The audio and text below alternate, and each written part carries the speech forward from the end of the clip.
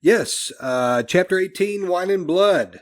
In this chapter, Will and Sim force Kvothe to stop sulking and come with them to the Aeolian.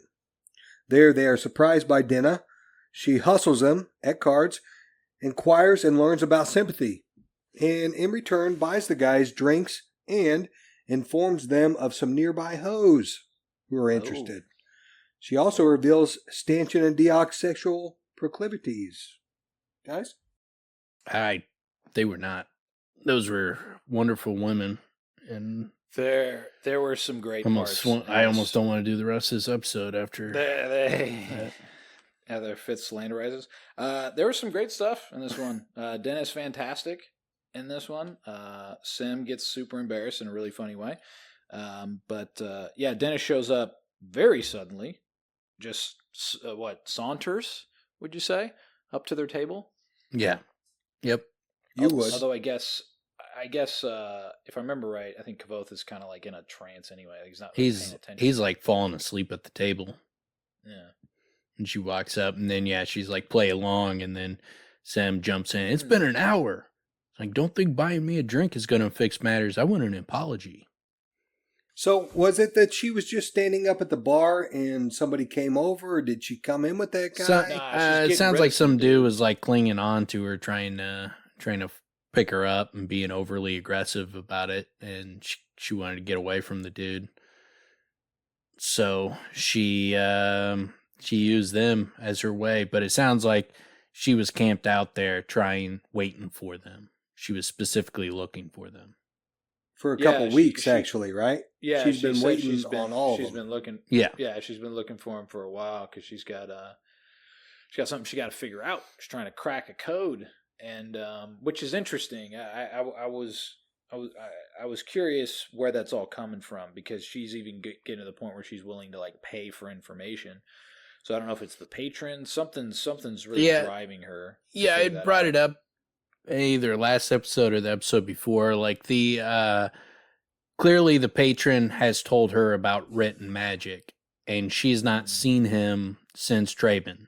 And so now after she saw the magic with the bell, when the bell was rang, and she's like, oh, so this is a written magic? That kind of sparked the wheels, like where this guy's obviously told her that there's written magic, and then she sees sigildry. And so now she's trying to dig in and see if she's testing the waters to see if what her patron told her is true. That's why at the end she's like disappointed. And she's like, I thought it sounded too good to be true. So Dan, she's clearly testing him. It kind of, because she ends up that way, it kind of becomes clear that it's a different magic that we know than we have learned about so far. And I know we've talked about the Yelish knots, but I'm curious, what are the specific things that she says about this magic? She says, oh, what if it's just something that you write down and it becomes true? And then she says, what if it's something that you have written down and someone sees it and it becomes true for them? Is there anything else that I'm missing? It's, you can make people, like what she uses when she writes ties in a Yelish knot beautiful in her hair. Obviously, the point is anybody who can see that, even if they can't read it, they're going to think beautiful. That's what they're going to, even if they can't read it, they're still going to think that. And so you think that I think is that's what she's talking about, that type of thing where you can make people believe something or feel a certain way, even if they can't read it. They'll see it and they'll feel it. Yeah, this is just it's advertising. Yeah. Right? Subliminal really advertising. She's Donald Draper. She's discovered subliminal advertising. So does it do you guys think that it might lend to the theory that Kvothe has been over a barrel by Denna? That she's just got it, he's really susceptible to Yelish knots and she's not as beautiful? No, really because she clearly doesn't know it at this point in the book, and we're well into book 2, and she doesn't know this magic yet. So no, I don't. He's already head over heels or she just long doesn't before know how she it knows works. magic, huh? or she just doesn't know how it works, and she's trying to find out if they're teaching, what it is. Yeah, but I mean, that's what I'm works. saying. Like, if she doesn't know how, she doesn't even think it's real, and she's testing them to figure out if that magic exists. So clearly, she's not capable of the magic. Otherwise, she wouldn't be trying to figure out if it actually exists, if what he told her was true. And so, he's already head over heels for her before she even knows if the magic exists or not. I think there's a couple of things happening, in which case, and actually there's a few things that I wanted to mention from what you guys were talking about, but one is you could say she doesn't know and she needs to have explained to her what sympathy is, and then she'll understand it's not what she thinks it is. But I think she might also be onto something. When she's sort of, there's a point where Kavos explaining to her, like, a little bit further, because she drills in, like, well, what if it's just something you write down? And she, like, kind of isn't paying attention to them. She's writing something on the table. Yeah. She's, like, sort of not there. She's in her own mind with that. And then Kavos, like, asks her a question. She's kind of comes to, and she's like, never mind. I think she's on to something, is what I'm getting. I feel like Rothfuss is suggesting that she's on it. Well, and we know it with the Ilishnats because we get that further as well. And yeah, it's clear. Like, and when her patron comes back into the picture, he takes her to Yil, and then the next thing you know, she's tying Yilish knots in her hair, and it's not until Kavoth learns Yilish knots that he realizes what she's, like, spelling in her hair. But yeah, I think it's clear that the patron is dangling a special magic in front of her to keep her, on the hook. And she hasn't seen him in a while, and now she's trying to figure out, like, is what he told me, is this real? Is he dangling a false carrot in front of my face, or is this a real one? And so because she deflates when she realizes, and she's like, they're like, well, Sigildry is kind of a written magic. And she's like, yeah, but that's still, like, energy, energy money changing. And they're like, yeah. And she's like, it's not it. It's not what, that's not what was promised to me. I like the idea that her patron wrote down confused on a piece of paper and slipped it in her pocket, and she found it. She looked at it and she was like, fuck, I am confused. And that's got her. She's like, I think this that's is what magic. It's like this written magic, and that's all it's Dude, based on. When we see some super base, when we see her patron, he's got dreadlocks, braids all through his hair. He's just all braided up like he's went on vacation in Jamaica. He's got written on his forehead, "You love me." Yeah, I love the idea. I do. That he's like just a do. really basic charlatan magician that just has one over on her. No, it's funny though what you were mentioning, Fitz. I actually had that in the next chapter when Kavoth was talking about her ability as a talented musician, and she's like, "Nah, you're sweet and all that stuff." He's like, "But nobody really thinks I'm that great, but you." And I kind of like the idea that maybe it is just he's real starry-eyed about her, and he sees her performing this music, and the way he describes it, it sounds like she's great, but we only have really seen her perform in front of Kavoth, also at the Bullion. From his eyes. She wasn't leading the show. So yeah, it's kind of it's kind of a funny idea. It talks about, like, after when she plays her song, when she creates her song, he mentions, like, you probably have heard of it. It's, became extremely famous. Right, yeah. Well, yeah, but that was because Ambrose started playing it at his poetry slams. Yeah, I mean, he blew it up. Yeah, he blew it up. So So I'll tell you what I like the idea of better is snapping for himself. You know what? I like the idea also that his name became AM capital BROS, Ambrose. Yeah. Yeah. And it was him and Kavoth on lute. Yeah. Tonight, AM live. Bros. AM Bros.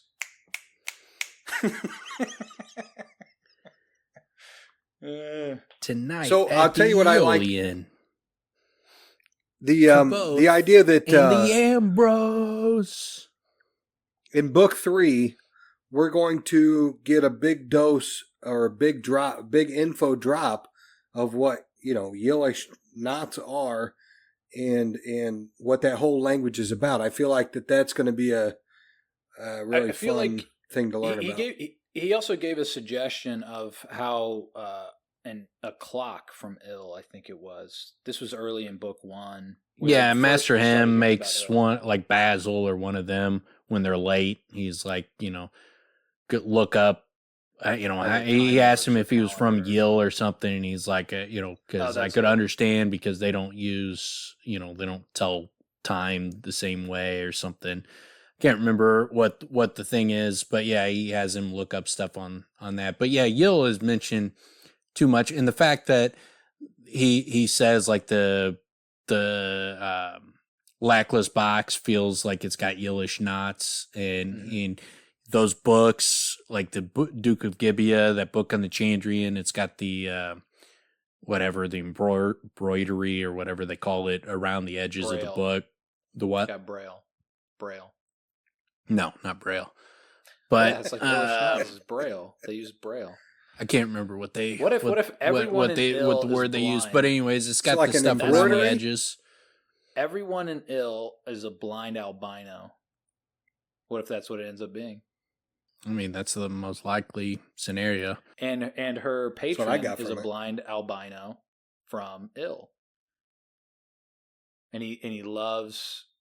He's always talking about being so ill. Yep. He's the illest. The Yillish. I do love the idea. Yillish. I love the idea of being able to go there and him creating this whole other world, because we got that with the Adem, and it's great. It's fantastic. That whole, to me, that's a big part of why book 2 is the more satisfying read, is because it fleshes out so much, and you kind of start over in a way in reading the book, because it changes so much. There's so much difference in what happens in it with the Adem, and how their story's so different. I like the idea of that happening again with Yil, and the way he writes his stuff is fantastic. It's a lot deeper. Learning Kavoth learning Yillish knots. I mean, that has to be significant with all the other mentions, and the fact that there's a whole, basically books, that are undiscovered because people can't read Yillish, and so him learning Yillish knots is going to be significant with the lackless box, with the magic, with all the shit surrounding it. It's got to be significant in book 3. That would also explain what we were talking about earlier, that he can find a book that hasn't been pruned yet, because if some other people can't read it, and he's got those magic hands, and now he knows how to read Braille, boom. Now he's able to find the secrets and the Illish books in the archives and open up that. It's not Braille, it's embroidery, Tim. They embroider it. And you read it the same way. As far as books too, there's also the book that Ari, that she's saving for him. She talks about, they mention a book that's uncut, part of it is uncut, where the pages need to be cut to be opened it. And she talks about that book and a number of times when she mentions, not ready. It's not time to give it to him yet, but she's got a book that she's clearly going to give him. I like that. Hey, Dan, I don't remember that. What is that now? She mentions a book, and she mentions that it's uncut or something along those lines. And it's mentioned multiple times in the slow regard of Silent Things. So she's clearly going to give him a book. Let's see. I bet that's how you find. Is that how you find rustle? Is you cut the pages and then they rustle against each other?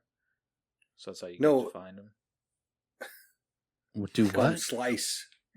They call them slice. So like at the end of it is from port, she goes from port. She brought his fine teacup. She brought the leather book, uncut, unread, and utterly unknown. She brought the small stone figurine. All 3 of these things were set upon the shelf beside his bed, so he would have some beauty of his own. So there's clearly a book she's going to give him, and that's in slow regard. Yeah. So there's clearly a book that she's going to give him that, I mean, it has to play some importance, some unread, uncut book. Yeah, like I it's like got that. to have some kind of importance. I really like that idea of having a book that is yet to be read. That's pretty cool, and it has some significance. Like there's a sign of it that it hasn't been read yet. It's not just like it's in cellophane wrapping or something. Yeah, it also lends to what old Cobb or one of the guys was saying when they're relaying old stories about Kavoth, and they're like, yeah, oh no, he found an old secret book under the archives. Or I don't know if it was under. Yeah, it could. He found an old secret book in the archives. Yeah. Yeah, at the university, I don't even think they mentioned the archives, but yeah, I mean, I think that book's going to play some kind of significance. I mean, she mentions it multiple times in her book, and she talks about it as a gift for him that he's not ready for. So it's got to play some significance. That's interesting. She knows he's not ready for it, so he needs to learn the ways of the ill. He needs to become the illest. I'm the illest. It's I'm after curious, Dan, you said after they start the boy band. They got to have 3 big hits before. No wait, they're I gotta stop you. Ready for it. So you said that they mention it a few times or multiple times. So is there any other clues there? No. I mean, there's nothing. We don't know anything about it other than there's some uncut book, unread. There's a book and uncut, unread, and like she mentions uncut multiple times. I'm not even exactly sure what that means, other than 2 pages that are kind of like stuck together that you have to cut them apart to open it. Well, no, like didn't they used to do books where they would use the same page for 2 or I guess 4 pages of a book, where you would, like, books used to be like folded pages, and then they'd cut them and it would be 4 pages. Yeah. I don't know. Could be. The only time I remember pages being stuck together was a buddy of mine I grew up with. Well.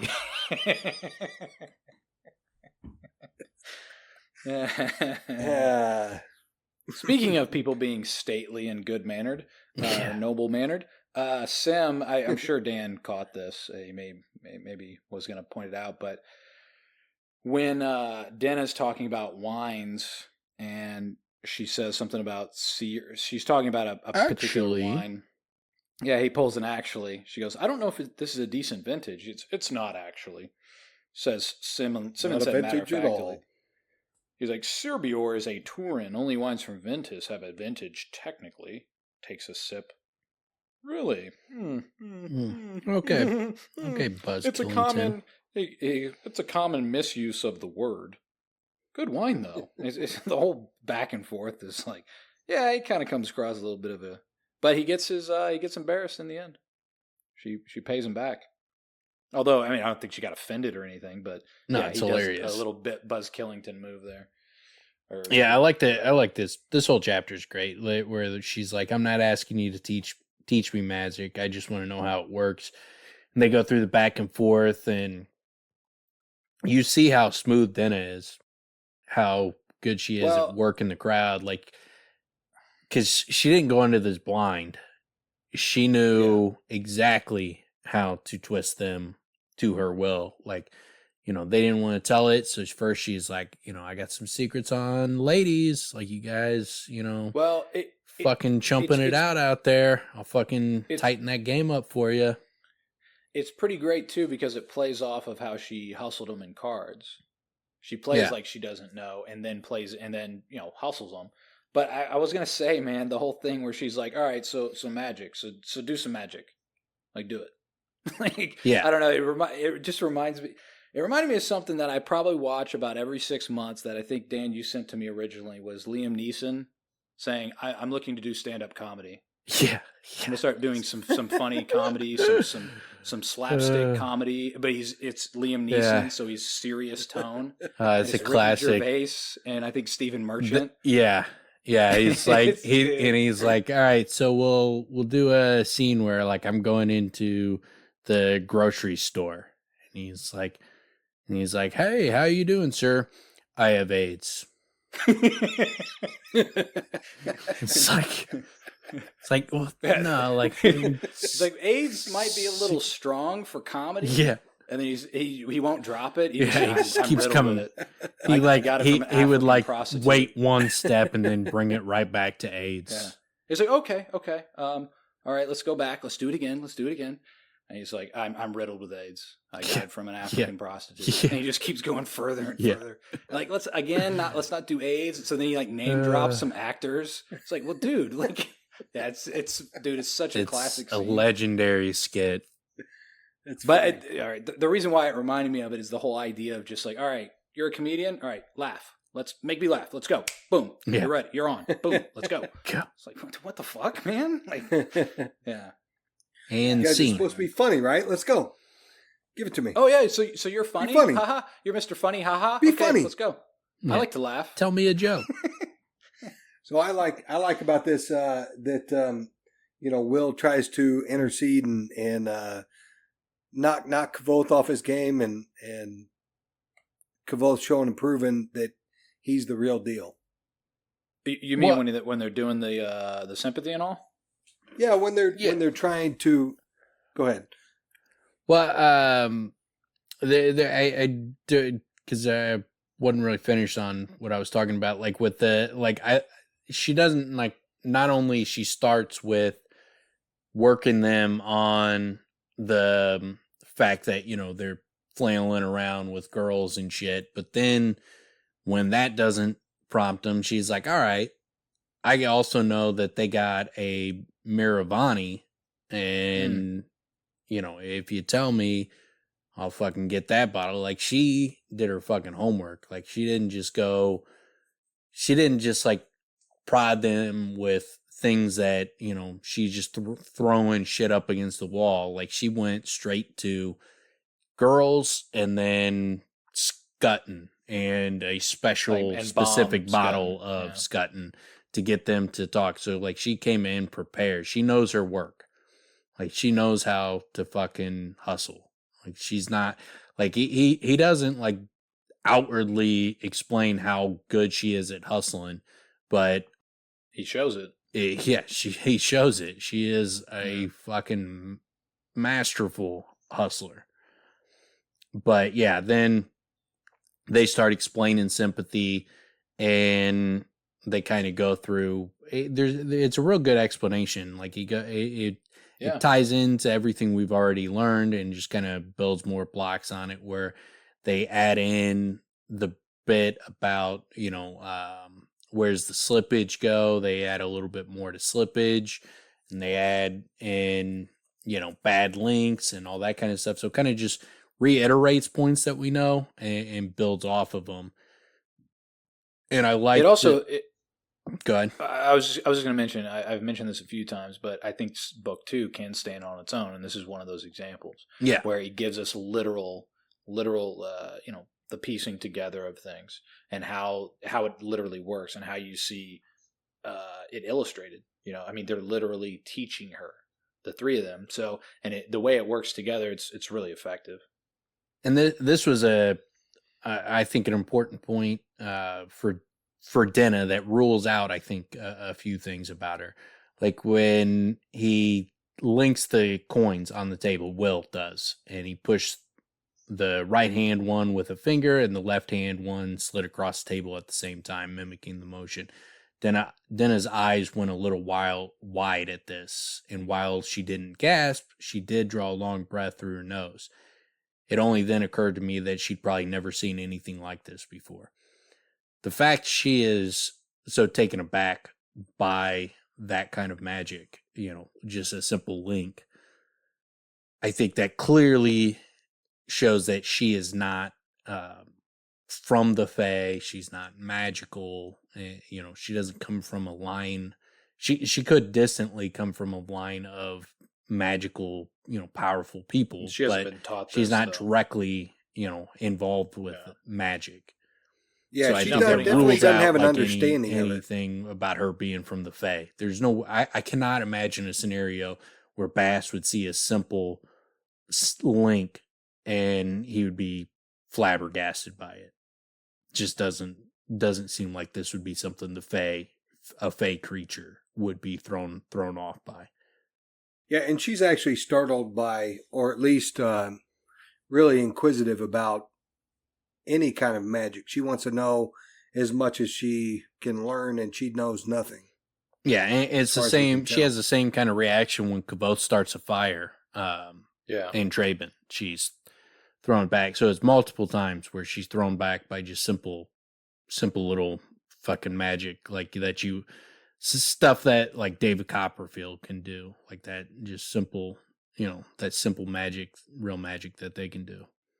Well, and it's also the way that it's written by Rothfuss. It does make clear she's not acting. No. You know what I'm saying? So that's kind of the point of what you read there in terms of how she reacts. Is it does show these are legitimate. She's legitimately surprised, legitimately shocked by what she's seeing. Yeah, and that's why she's also so inquisitive. Is now that she knows this exists, she's that type of person that wants to understand it. Which is, again, I mean, we've talked about that before. I think she would do great at the university because she is naturally motivated to understand these things, and she seems to be quite bright as well. Yeah, I don't get the impression that she's just inquisitive. I think she has, just like Kavoth has a purpose with the Chandrian, I think she has a purpose. There's something that's leading her to, have all these questions. I don't think it's just that it's too specific and she's too disappointed by the answers. No, that's a good point. No, that's a good point too. For there not to be like an overriding purpose for why she wants this knowledge. And she's also clearly motivated. She's waiting on them to try to figure this out because she doesn't have other sources. And she's offering up multiple pieces of value in exchange. And she's like, she's placating them and hustling them to a degree in terms of obtaining the information as well. So, but clearly there's something behind it. Yeah, I think there's something behind it, and I think the fact that, her nips are blown off, just like my nips would get blown off of, when, like someone like David Copperfield, shows that he can read minds and stuff like that, when he can guess your card, when he shows like real magic and blows my nips off, she gets the same exact experience when she sees real magic like that. But yeah, and then I love the scene where she's like, all right, I get, heat and light, but like, I don't get motion at all. And Sim jumps in with it's like, no, it's like friction. And he starts rubbing his leg under the table and looks like he's fucking jerking himself off. Hey, despite that, I appreciated Sim showing that, like Will talking about the water wheel and the is it efficacy, like how it actually works, like the heat of it, not the joke of it's there, but the true to life thing where it's a transfer of energy. You create heat by rubbing your hands together. That's an energy. It creates heat. Heat can create light. Yeah, that would have been the smart way to do it, is to just rub your hands together and like over Mr. the table Miyagi. Instead of mimicking fucking jerking it in front of a room full of people at a restaurant. But that's pretty hilarious. And I like Will's reaction. He just like covers his face and is like, "No, like I'm not with him. We're not together." Well, and then he does actually like help him out with like it's actually a good point, and then he talks about the hub of a wagon wheel being warm to the touch and how friction. He goes on to explain it without looking like he's spanking it. And he's shows like, okay, so the same way that friction can create heat, we can do it in reverse. We can turn the heat into motion. And so she's disappointed when she sees it. And I guess it goes further. Like he shows her the wine. He takes a drop of the wine, puts it on the hearth, and then makes the wine in his cup boil, which blows her nips off a second time. And then that was pretty chilling because Will does say, "Imagine that's someone's blood." Yeah, and you're like, "Oh shit!" Or that's why arcanist or something. You don't want that's an why- arcanist to get a drop of your blood. Yeah. And you're just like, Yeah, and shit. then brings like it- Sim's like, he's like, come on, no one would ever do that. And that's called malfeasance. She's like, yeah, well, then why do you have a name for it? Yeah, but you know, now that you but now that you've heard it, Debbie would do it. Like Debbie would do it with Kvothe. It makes it a reality. I don't think I don't necessarily think she would unless she had to, but some people would. Yeah, for sure. Like some people Well, would. and it's very important that he puts it in the book just to suggest it to us. Yeah. Because if we haven't considered this, think about that, right? I mean, and it sets up like in a handful of chapters when Ambrose starts doing it to him, like, and he starts fucking boiling his blood. Yeah, I mean, and it's I need those types of things because my mind's not just going to go there. You know, that's one of the things with when they go, when the three that I was mentioning to earlier, when the three of them are just plotting to do something that's relatively simple, which is just 2 lookouts and Kvothe with a stick in each pocket, and they're going to help signal them. Pretty simple, but highly effective, you know. And it's a simple application of sympathy in the sense of just, I mean, you know, it's almost like having a pager in a way, but yeah, it's those types of things you start to think. Then that instructs your imagination, and then just go kind of down that route of like, what could they do? Yeah, what could somebody do with this type of power? Yeah, and the one aspect of it that always irritates me is like Will just matter of factly states when he first like lifts a coin up in the air, and he's like, and if you want to stop the stop the link, all you have to do is just stop believing it. He's like, you just stop believing it, and it just stops being so. It goes right back to that. It's like, yes, exactly. Yeah, that was the note. The fucking hole in book 1. Yeah. You know what? I'm sure I didn't think of it the first time, obviously, but when I read it this time, Dan, you led me down that path that made me go, "This is the hole. Yeah, this is where it all falls apart." The fact that he just matter of factly states all you have to do is stop believing, is let go. Then that whole scene makes no sense.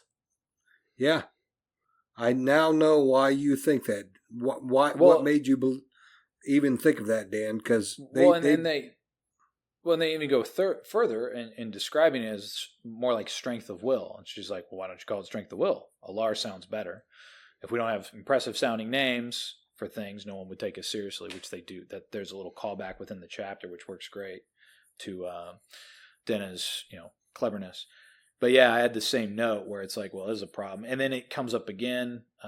When we get back to Alar and the focus. Where was the Alar in my mind provides the focus and direction. So when they're giving like, why doesn't the wine boil in both? Because he's directing it. Yeah. So if he's directing it, he can also misdirect it, right? He can let it go. There we have the problems with, is due to a focus. Yeah. Specifically. So again, it comes back to that where it's what we've done is, or what we've sort of teased out is the idea that he's clenching his fist so hard he can't let go. So that's like the problem with, binding his lungs to the air outside. But then again, why doesn't Ben tell him? That's kind of the whole thing that we drove at there. And that's not it though. It's also the problem with like, why doesn't he de-pants the Dracus or, Well, I think they do. He starts to, in this book, give reasons why you might not be able to do some of the things I suggest as far as like utilizing bad links. And they talk about it in this chapter with the slippage. When she's like, where does the extra energy go? She's like, yeah, Will's like, and he's like, some goes into the object, some goes in the air. Some goes into the person. Some goes into the person, and he's like, that can get dangerful. And Simon just fucking, actuallys him again. It's dangerous. Well, this one's actually helpful for someone who's wanting to learn the language But yeah. Yeah, okay, nerd. Well, shit, man. No, I do like her. Well, isn't that hard? And it's like, yeah, it is. Kavoth's a bit of show off. And then, and then Sim's like, that's why I've been so quiet. I didn't know you could hold 4 bindings at once. That's impressive as hell. And then Kavoth's like, well, I can actually do 5 if I need to.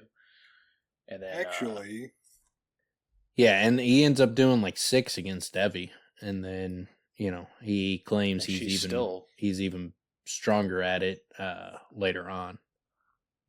Yeah, and then I love in Sim smiles at Denna. He's like, one more thing, watch this. He pointed at the floating piece of chalk. Nothing happened. Come on, Sim said plaintively. I'm trying to show her something. Then show her, I said smugly, leaning back in my chair. That's 100%. I would do that. Like if someone was like, here, watch this. If I could prevent them from doing that, I would 100% prevent them from doing it. Yeah. I remember like I went to a some ladies that were trying to sell magnets as like this medical cure all, and like they did this thing where they were like, all right, hold your arms out wide, and then she would pull down on your arms. And this is like a lady that's probably like 50 years old, and I'm like 20, 21. And so when she tries to pull down my arms, it was very difficult to keep them up, but she was like red-faced, struggling to pull my arms down, and I was fighting with everything I had to prevent her from pulling down my arms. And then because I was trying to demonstrate how big of a scam this was, because I even said the only reason I went was like, I was like, these people are fucking, fucking running a pyramid scheme, man. And then, so when she was like trying to pull my arms down, I wouldn't fucking let her, and she's red faced, and then like she's like, all right, now hold magnets, and then she's just barely touching my arms. It's like, wonder why your face isn't red right now. And then I even pull your arms down. I even went into like, before I'd ever got into sales, I was going into sales mode, and she would like say something, and I'd be like, so like how much money are you in debt from this? And she'd talking, and I'd be like, but like, how much money are you in debt? Like, how much money do you got to make back before you're out of debt? And then eventually they just opened up, and they're like I'm like 10 grand in debt, and da da da da da. And it's like, yeah, it's a fucking pyramid scheme. Told you guys. Yeah, that's just how you become a motivated salesperson. Yeah. Oh, I got duped. Well, now I got to dupe some other people. But yeah, that whole not letting Sim fucking knock down his coin, that's 100% my personality. There's no way I would let anybody do it. They'd have to earn it.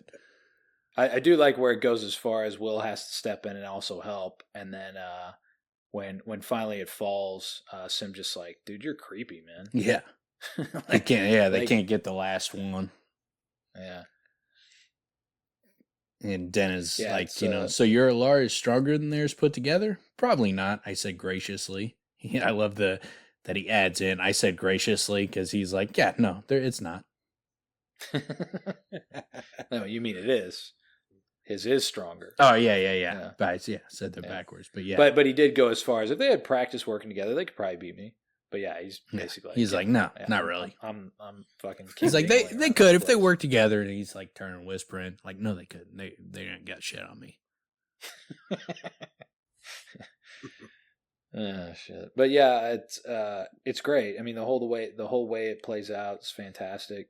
And again, this is what we talked about earlier. It's a bit of an info dump, but it's done in such a great way where you're also weaving in Denna's interest, along with, we're seeing how much we're seeing in real action how much more powerful Kavoth is, or how much better he is at it than 2 other people. I mean, there's so many things happening.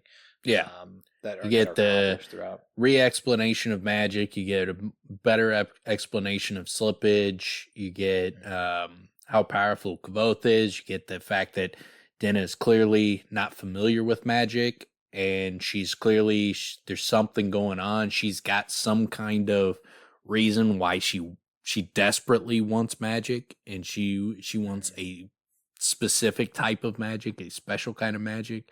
Like the sympathy did not interest her, and Sigildry did not interest her. And like when she figured out the mechanics of it, she's like, nope, not what I'm looking for. I'm looking for something different. So like you get a lot of information in this chapter. The biggest takeaway for me was, the realization of how in depth Denna's cunning is. Yeah. And not just how much, how smart she is, what she's really out for. She's very intelligent. Yeah, even on when, after they're done and Will's like, we were promised drinks and, and secrets. And she tells him, the one dude's into Kvoth, and she's like, but I can send Diak over there to distract him. Sim's like, oh, what's he gonna do? Juggle? It's like, you kidding me? and I love just like he's just flabbergasted, but he's such a fucking pimp. He's got fucking all the women fucking slobbering over him. What do you mean? It's like switch hitting, man. It's like some dudes fucking got power at both sides of the plate. What do you want? I love how Denna explaining bisexual interest is like a transfer of energy. Yeah. That's pretty great, man. That's pretty fantastic, man. Yeah, that's a fucking great way to throw it back in his face. And I like their stupid lines like, what do you small wonder he's a basha. He is attractive enough. Will hesitate or frown. Basha. What is a word for that here? A man who is intimate with both women and men. Lucky, Denna suggested. Tired. Ambidextrous. Ambisextrous, I corrected. That won't do. I like that one. If we don't have impressive sounding names for things, no one will take us seriously. Ambisextrous is perfect. That's perfect. Good one. Yep.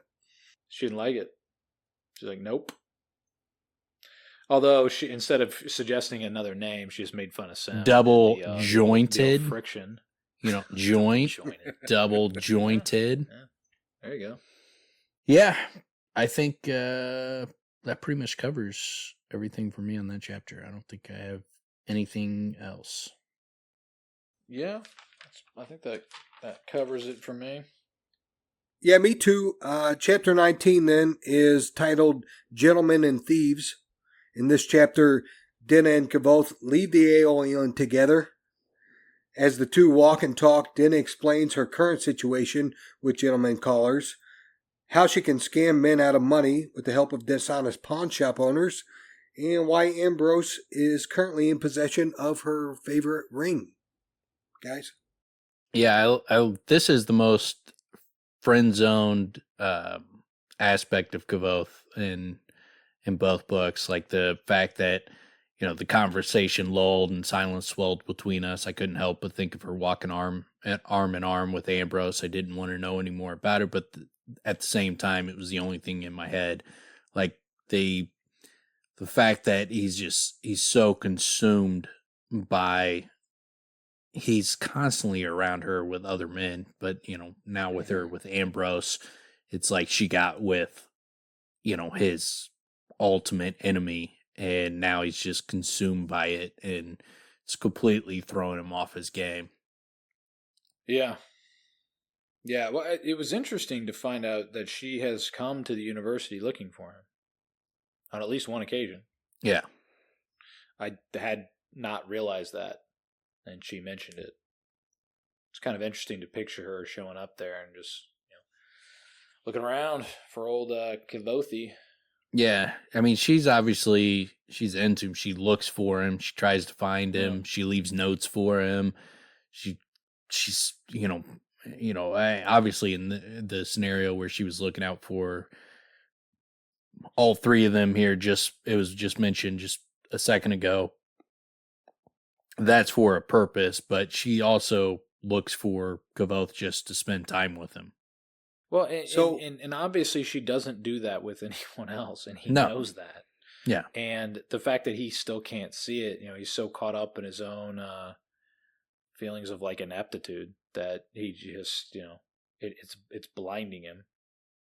So I'm curious how much weight you guys lend to the fact that Ambrose may be doing this on purpose.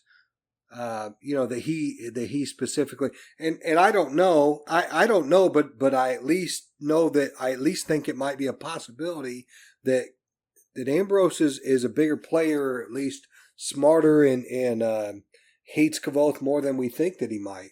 I don't think that's the case, because if he was doing it on purpose, he surely would have rubbed it in his face. And he never does. Yeah, that's a good point. That gives me some solace. Because, yeah, that's not something he would. I mean, we see how much he tries to rub shit in Kavoth's face. Like, he definitely would have rubbed Denna in his face. I mean, even like the plumb bob is the biggest example, because that's some serious shit, and he did not have to do that. No, it fucked up his game. Like, he should have just not said anything, not did anything, and then that would have screwed Kavoth up. But the fact that he did have to rub it in his face is what tipped Kavoth off that something was wrong. Well, and that also tells you that he would. Yeah. That's because it revealed all of it, because without that, Kavoth would have gone to admissions and made an ass of himself, and who knows what would have happened, So it's I think that's I did have an interesting feeling about when she talks about that's just his way, the patron, that he's a secretive sword, he'll just disappear for long stretches. That speaks of Braden to a great degree in terms of what we experience with Kavoth and Braden, where he's just gone for a while, and it's kind of it's mysterious as to where he went or what he did. There's no real explanation. Like, I don't know, it just made me think of that when I read it. Yeah, and just like when Kavoth mentions that he could see about getting her a different patron, and she's like, it's sweet that you think I deserve better, but I really don't. And I think it shows a very much a mirroring of Kavoth's problem, is they both have some kind of self-esteem problem. They're clearly extremely badass fucking people that are extremely capable, adept at many different things. She's really good at music. She's a fucking hustler. She's very observant. She's able to intermingle with, high nobility, and she can be broke and be getting a ride out of fucking town on a boat the same day when she's, hung over and not had a change of clothes or anything, like no ability to get all cleaned up. She's still fucking hustling. She needs to learn how to play the harp. She hooks up with a dude that can teach her to play the harp. She wants to find out secret magic. She gets hooked up with a patron that can teach her secret magic. Like, she's very capable, but her opinion of herself is very low, in the same way that it's low with Kavoth. I mean, they mirror each other in so many ways, where that's why I could see Rothfuss going down the path that whatever her mission is, that it could ultimately be that she's the heroic figure that, ends up like sacrificing herself or doing something heroic, where it's, you're getting the hero's tale told from Kavoth, but it's really about Denna. I could easily see that that's the story. I don't know that it is the story that's being told, but I could easily see that's the way the story's going, just on how much they mirror each other. Well, you mentioned that in the last episode, Dan. It was the first time, I think it was the last episode, and it's the first time I heard about it. And the further we go on, the more that it makes sense that might be the case. And also, I'll add to it that, as I did before, that because she had a different take on Lanray, that actually Kavoth and Denna could be at odds.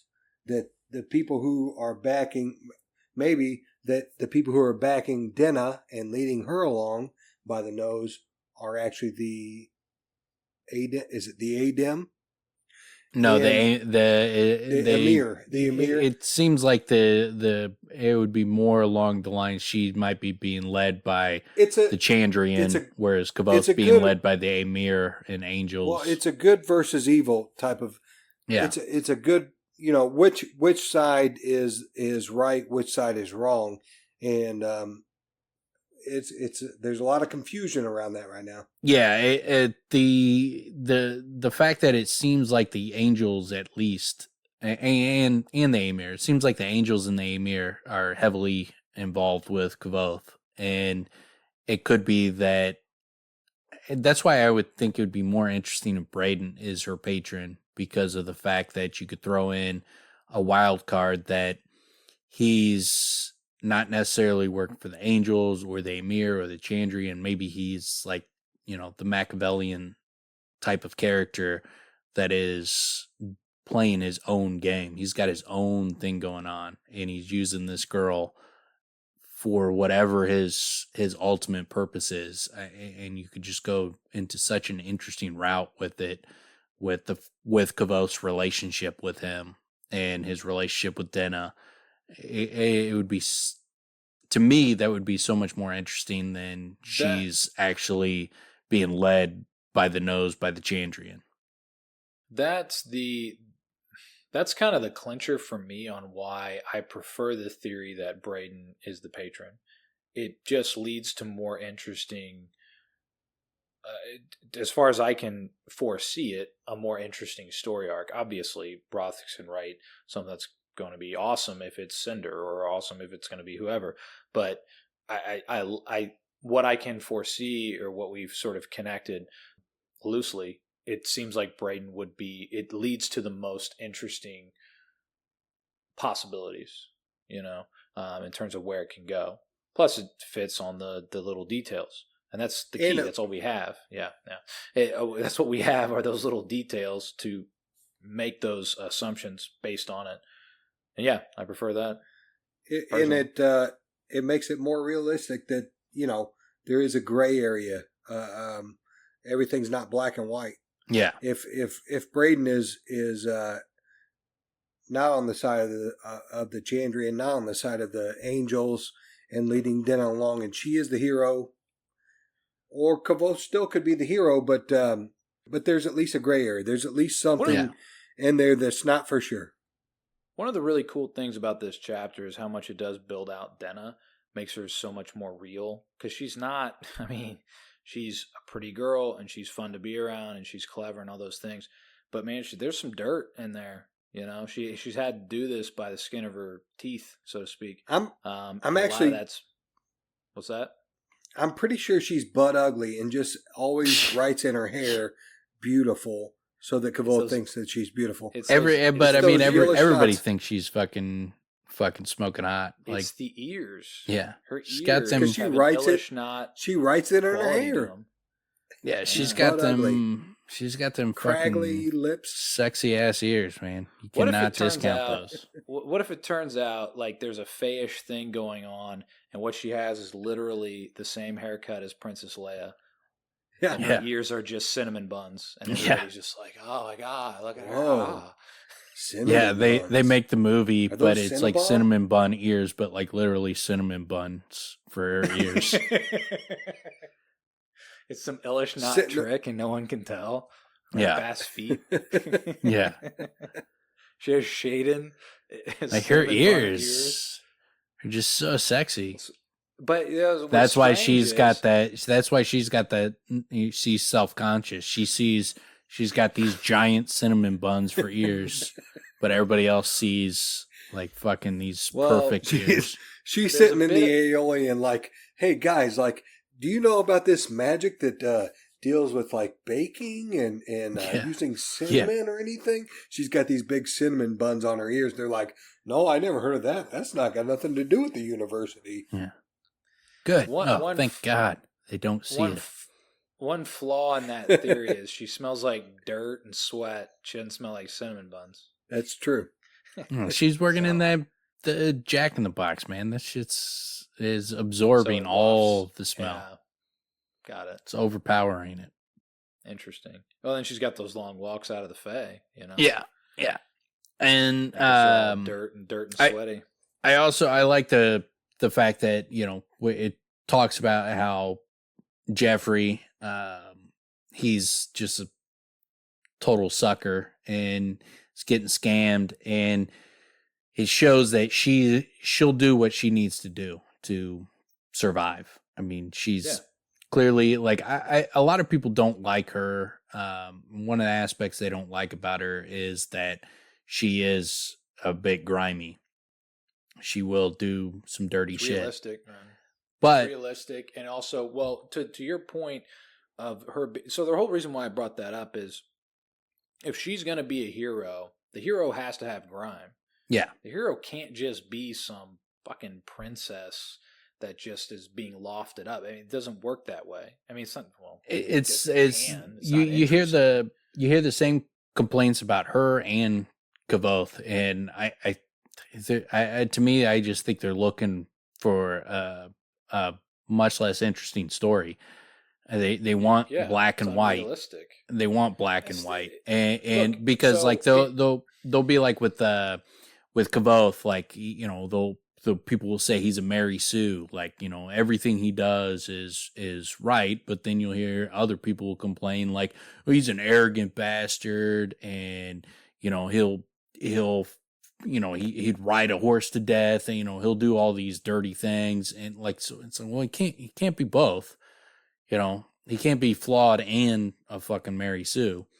But the people who are like, you know, that don't like the flaws, it's like, no, that the flaws are what make the rounds them out. Well, the flaws make the principles stand out. Like the fact that he is loyal and that's how he cares, and but he will do. He's had you cannot have an upbringing like Kavoth had, and his whole family got wiped out, and he then lived on the street where he was treated like shit for 3 years, and like the prime upbringing years where you're gonna develop who you're gonna be, like these prime years, he was on the streets, treated like shit. That's gonna leave some scars. That's gonna leave some fucking dirt under the nails. But he still is ultimately a good person. He tries to do the right thing. He's just willing to do what he's got to do to survive. And you get the same feel from Denna. She's willing to do what she's got to do to survive. But like when they talk about like, what if the guy shows up and he's honest? And she's like, yeah, that, then, you know, I had to work something out where I don't screw over someone like that. You know, I'm only trying to screw over the people who would be willing to screw me over. Yeah, both of them, when it comes down to it, they're good people. But what I was going to say, though, as far as I'm concerned, when I read what is quality writing and you have a character that's always good, they're going to be sacrificed. That's how it works. When you have a character that's always the good character, it's a utility. There's a tool there, and the way you use that tool is they get killed, and that's how you get the theme out of it. I mean, that. What's the other point? Yeah, there's a super innocent person that you could be that person, yet this person isn't. So, relatively speaking, Kavoth's a piece of shit, or Denna's a piece of shit. If there's this person who's this super innocent, great person, you know, like Aelif's the fucking hero. I've never read anything about Aelif other than his name. I don't want to read. I don't want to read like a story about Ned Flanders' life. I mean, it's just boring. So speaking of the realism of Homer Simpson. Howdy ho. Yeah. The Ned Flanders story. Speaking of the realism of it, did you guys pick up on in this chapter? Denna actually really likes Jeffrey. She every time Kavoth brings her up in kind of like a jealous way, or just to like talk shit, she sighs and like sounds like a little brother type situation. Yeah. She likes 100%. him. She wants to take care of him. She wants to protect him from the world. She sees him as innocent and naive. She sees him as a good person that's innocent and naive, and she wants to protect him from the world. And she ultimately does. I mean, she ends up selling her necklace to You know, she not only like I mean that shows you how like good of a person she That's what I was gonna say. is like she sees Kavoth has a shit case, loot case in this chapter, and you also have Jeffrey who's boxed himself in a corner, and she's got her little nest egg that she can use to get herself out of a corner. And what does she use it for? She uses it to get Jeffrey home and to buy Kavoth a ridiculously expensive loot case. I mean that's not a bad person. That's a person who she's going above and beyond to treat the people that are important to her extremely well. But what about and the girl in the alley? Yeah. I don't know if you She brought that protects up, her. Like I mean, she she's puts her not. ass on, she puts her own life on the line. Yeah. To protect this girl. And She's then goes not out a of her way to straight say, edge "Look, character, but she couldn't exist in this world as a straight edge character given it's her too circumstances. Yeah, it's too brutal. But then, I mean, she even goes out to further that point. She even goes out of her way to sit the girl down and explain, all right, so this is how it's going to be. If this is what you want to do, this is what you're going to have to do. And she, well, maybe it'll be like, no, it's not going to be like that. So, she'd given her the raw truth, which again, I can understand how certain readers would be like, well, I don't like that about her. She's kind of mean. Like, dude, it's the real world, man. Yeah. And she's helping this girl realize that the world can be fucking brutal. And if you're gonna live like starry eyes, like this is some fucking romance novel, you're gonna be taken advantage of, and you're gonna end up penniless in an alley. Yeah. And that's probably what's gonna happen to this girl if someone like Denna isn't looking out for her. That's a good person. If she didn't have some rough edges, she's just getting, raped, over and over again until she's dead in an story, man. I mean, that's just what her existence would be with no money, no family, nobody to protect her. Like she's living a shithole life. And then what would that character end up looking like?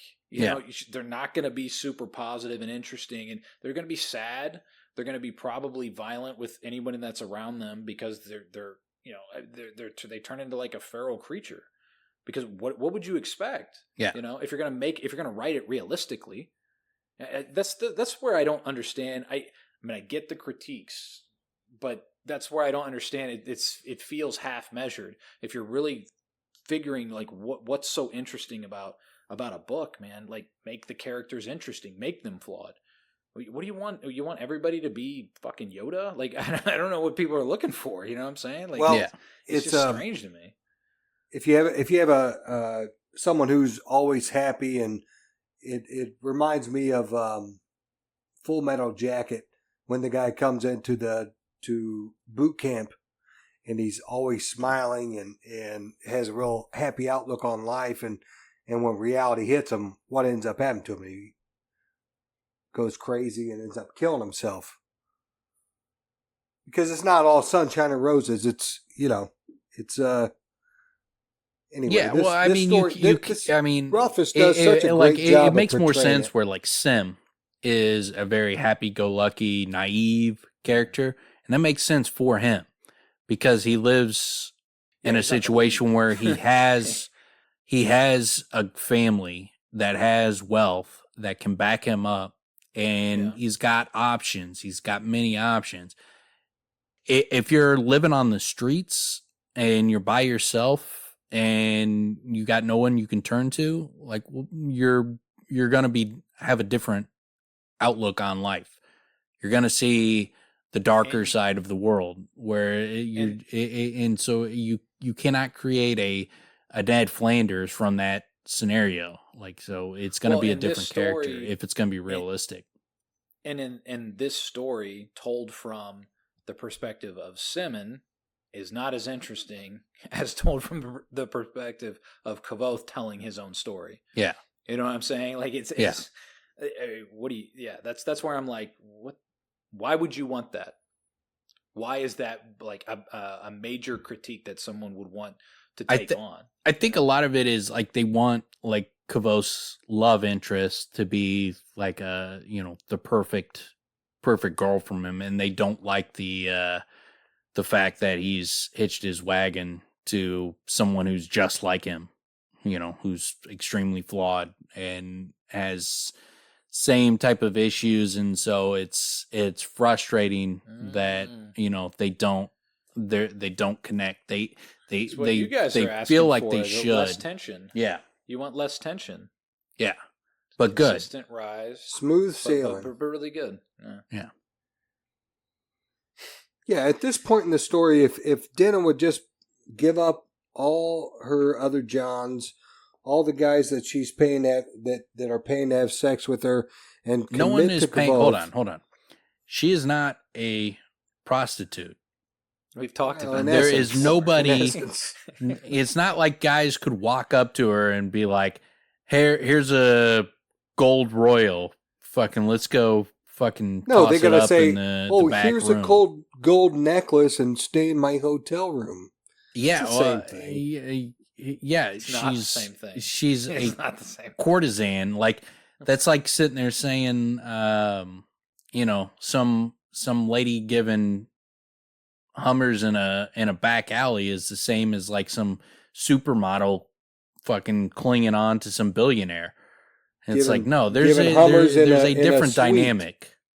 They're both using their It's the same body thing, man. and that kind of stuff, but there's a much different dynamic. And she explains it Tomato. She explains it so well when she talks to that girl. She's like, look, you can be like a low class prostitute, or you can be someone that they bring out on dates and they show off, and it's a totally different dynamic. Well, one of the things I did also like in this chapter is the hobo code. When they show they show the door jam. Yeah. The door jam. So the knots on the door, which shows, so the guy here will trade and he's fair, blah, blah, blah. So that exists in our world where you mark, the entrance to certain places, and there's markings that show this person, like, you don't want to stay here because this guy's going to, is dishonest or whatever. And that exists in our world.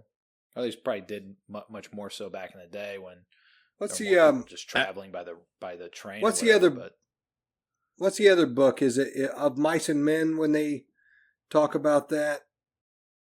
I think that might be included in Of Mice and Men. I'm not sure. Anyway, I don't personally, I don't know this, but from reading, I know this thing to be a reality because it comes up enough in books that there's like a hobo's code. I really like the idea of this. No, it's almost identical to what she's talking about, where it's knots on a door. It's like you put it by a sign, or the fence post out front of the house. They put little notches, so where you literally could read it and be like, the guy here's a fucking pedophile. Yeah, this guy's so a jerk or whatever.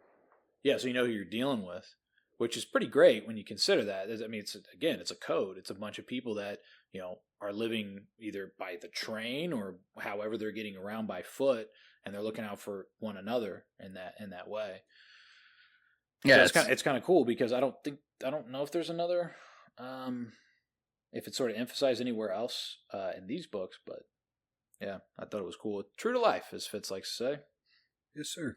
Yeah, it's like when you look up the sex offender registry and you see that you're surrounded by them, no matter where you live.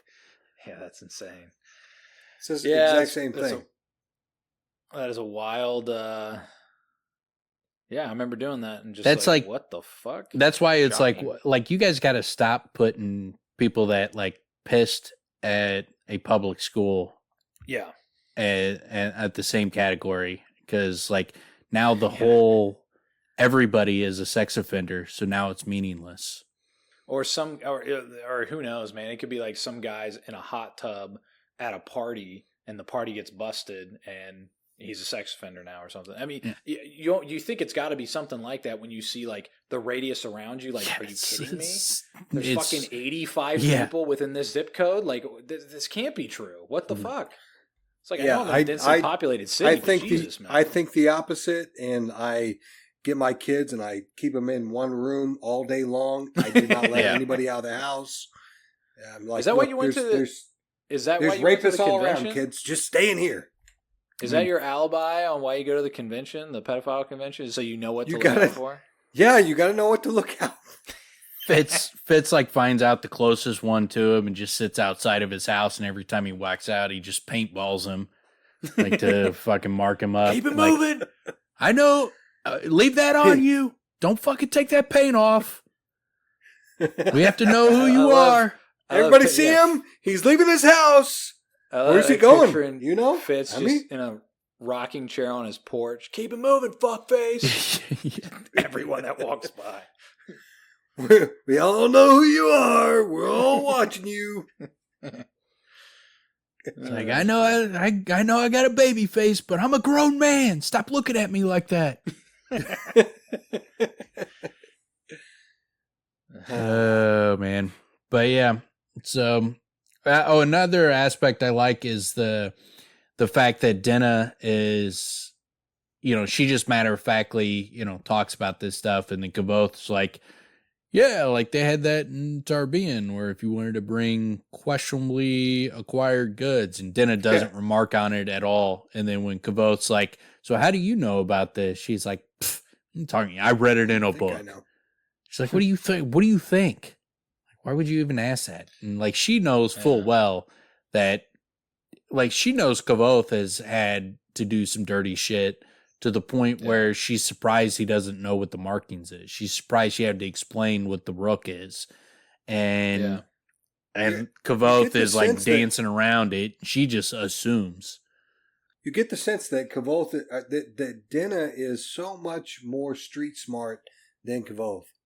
Yeah, like, I mean, like, as street smart as he is, she's above that level. Like, which I think shows that, like, her upbringing had to be rough, because she's an attractive girl that does not have magical ability, and so also it had to she be didn't rough. have thing. Not that Kavoth had his magical abilities when he was in Tarbean, but that she was a girl and she probably had to live a little harder than he did. Yeah, I mean, like, just like whatever that's worth. He had to see she's smarter than he is. Kids getting raped and shit on the streets. I'm sure if she's living on the streets, she's experiencing that horrid aspect of life to a much greater degree, being who she is. Yeah, I feel like she's smarter. She's more manipulative than he is.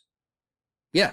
I think that's what we're speaking of. She's better at it. I mean, he's very manipulative, but she's better at it. Well, her road has been harder, which has made her have to be more harsh about it and more realistic about it. So she approaches things, and that's why she's so much more careful, it seems, as well. She has to be. She doesn't have a choice. She's got to keep everybody at arm's length. She can't sit in one place for too long. She's also better at finding out information that she wants. Yeah. Yeah. I mean, she's super interesting. I mean, these two chapters further lay that on how interesting and there's so much more depth to what's going on with her character than you might initially, because initially you're thinking she's just his love interest. And then you realize, like, no, she's doing something. Like, there's clearly something going on in the background, that something happened to her, and she's trying to gain power and ability to rectify something that happened. Like, she's got the ring, and she's like, that ring is like clearly some kind of momentum, whatever you would call it. Yeah. And so she's got that. Like, there's clearly something that happened that drastic. I mean, I don't think it's just like she was born from a bad family and just had I think something horrific happened, just like something horrific happened to Kavoth. I really hope that, as this, Tim, you make fun of us for wanting things to be polished over, but I really, really hope that Denna likes Kavoth for who he is and is not manipulating him for whatever reason. She does. She clearly does. I really hope so. I hope she is so thrown off when he doesn't like her song. And she is like, she even said, I thought you were different. I didn't think you were like the other fucking dudes, but you're just the same. You want to fucking save me. You want to change me. And so she clearly sees him differently. I mean, she acts differently with him compared to the other dudes. Yeah, I think so. But what the fuck would she going just from Denna's a hustler? What the fuck would she be clinging on to Kavoth for when he's got nothing? If her patron is saying, "Look, you need to." She was like that before she got her patron, though. I know. I'm just saying, like it's still a possibility that she's being used to bring Kavoth along. Like we see, like from the very first time they interact in that that traveling group when they're heading to the university, like with Kavoth, she's just hanging out with him, enjoying his company, having a good time, and then once she sees like a mark, she goes off and is manipulating that guy. Yeah, she doesn't do that with Kavoth. Well, and what's funny about that too is she kind of like she did it for both of them. She's like, she's even willing. Like she's like, I already talked to him. Like you could fucking teach him how to play his lute that he carries around, that he thinks he knows what to do with. Like she clearly, I mean, she establishes in the very beginning that she's down for Kavoth. Well, I mean, she's always looking. I think so too. Yeah, I hope so. It's consistent. It's very consistent with that. She writes him letters when she's in Yale. Yeah. She's writing him letters, and right. But the fact that whoever's leading her has led her to the opposite beliefs on Lanray makes you think that whoever's leading them both, or each one of them, is at odds. And so if they're leading them in any way together, I don't know. That's really where I think Rothfuss has the room to make the story a masterpiece, and the dynamic with her patron. If he writes it in a way, whether it's Cinder or Braden or whatever, if he writes that in the right way, the dynamic with Kavoth and her patron and her, like how all that could kind of tear apart and break apart could be just so, he's got so much room to make that so interesting. Well, whatever he does do is going to be that. I'm sure. So what if I can't wait. What if the person pulling the strings all along is Arladin, and at the end he's like, surprise. Yeah, just wanted to. Sorry, you had to go through that, Kavoth. Just was trying to teach you a little lesson, son. Where's Mom? Oh no, she's dead.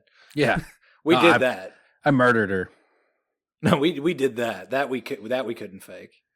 That was real. Sorry, I mean you needed to learn a lesson. But look, I'm here. You remember when I told you to pick up your clothes? Well, now you know the consequences. Hey, the Chandrian like clean rooms. And as I recall, you never had a clean room, Kavothi. I told you over and over again, I hope you learned your lesson. Yeah. It's like the Arrested Development he'd have the guy with the fake arm, like when they didn't put a note to replace the milk, and so they drive in a car and a guy like hits the car and splatters blood everywhere, and then comes walking up with his arm off, and they're all they're little kids in the car, they're screaming, and he's like, oh, if only someone had left a note that we needed to get milk. And then they realize it's just one of his coworkers who doesn't have an arm. That's a fucking legendary scene. Like he takes these just like minor little fucking life lessons, and he uses this guy that has no arm to lose his arm in the most dramatic way. That's fucking hilarious. That's pretty funny. That is hilarious. Arrested Development. Yeah. There was one other thing in this chapter that I thought was pretty good, where Kvoth makes a little move unintentionally. Oh yeah, to get in one of those he little completely pockets. and completely But backtracks. He could have, yeah, completely. But he could have done this all. He's got the cloak. He's got all the pockets. There's so many things in there. Oh, all of a sudden I need my dried apple, or I need a wire for my. Well, she clearly did not loot like case. it. She immediately was like, Yeah, "Ah!" You think he tried to honk her? That maybe he really honked her, Tim? Like he was like, "Oh, let me get in here." Give her a little side swipe. Honk, honk. She's as on edge as he is. I mean, like he goes to stick his hand in a pocket and she fucking flips out. Like fucking, it reminds me of like when Sim walks up on Kavoth after he comes out of the on the horns for the first time, and Sim walks up behind him and Kavoth like fucking flips out and like ready to scratch his fucking eyes out. It's like, don't sneak up on me. Like Denna's like, don't fucking reach in my pockets, dude. You know, fucking, dude, I stab people for that. Can we talk about how nerdy it is that Kavoth's like, oh, my case, my loot case is broken. Let me get in here. I got some wire. He reaches into that pocket to get a little bale of wire. Well, it would have been nerdier if he reaches into his own pocket, pulls it out, but instead he's reaching into the pocket which he so nobly, right, chivalrously put upon his woman who was a little chilly. So he had one of the 74 pockets in his. Dude, he throws her so many mixed signals. Like her signals are pretty clear. His signals are so mixed.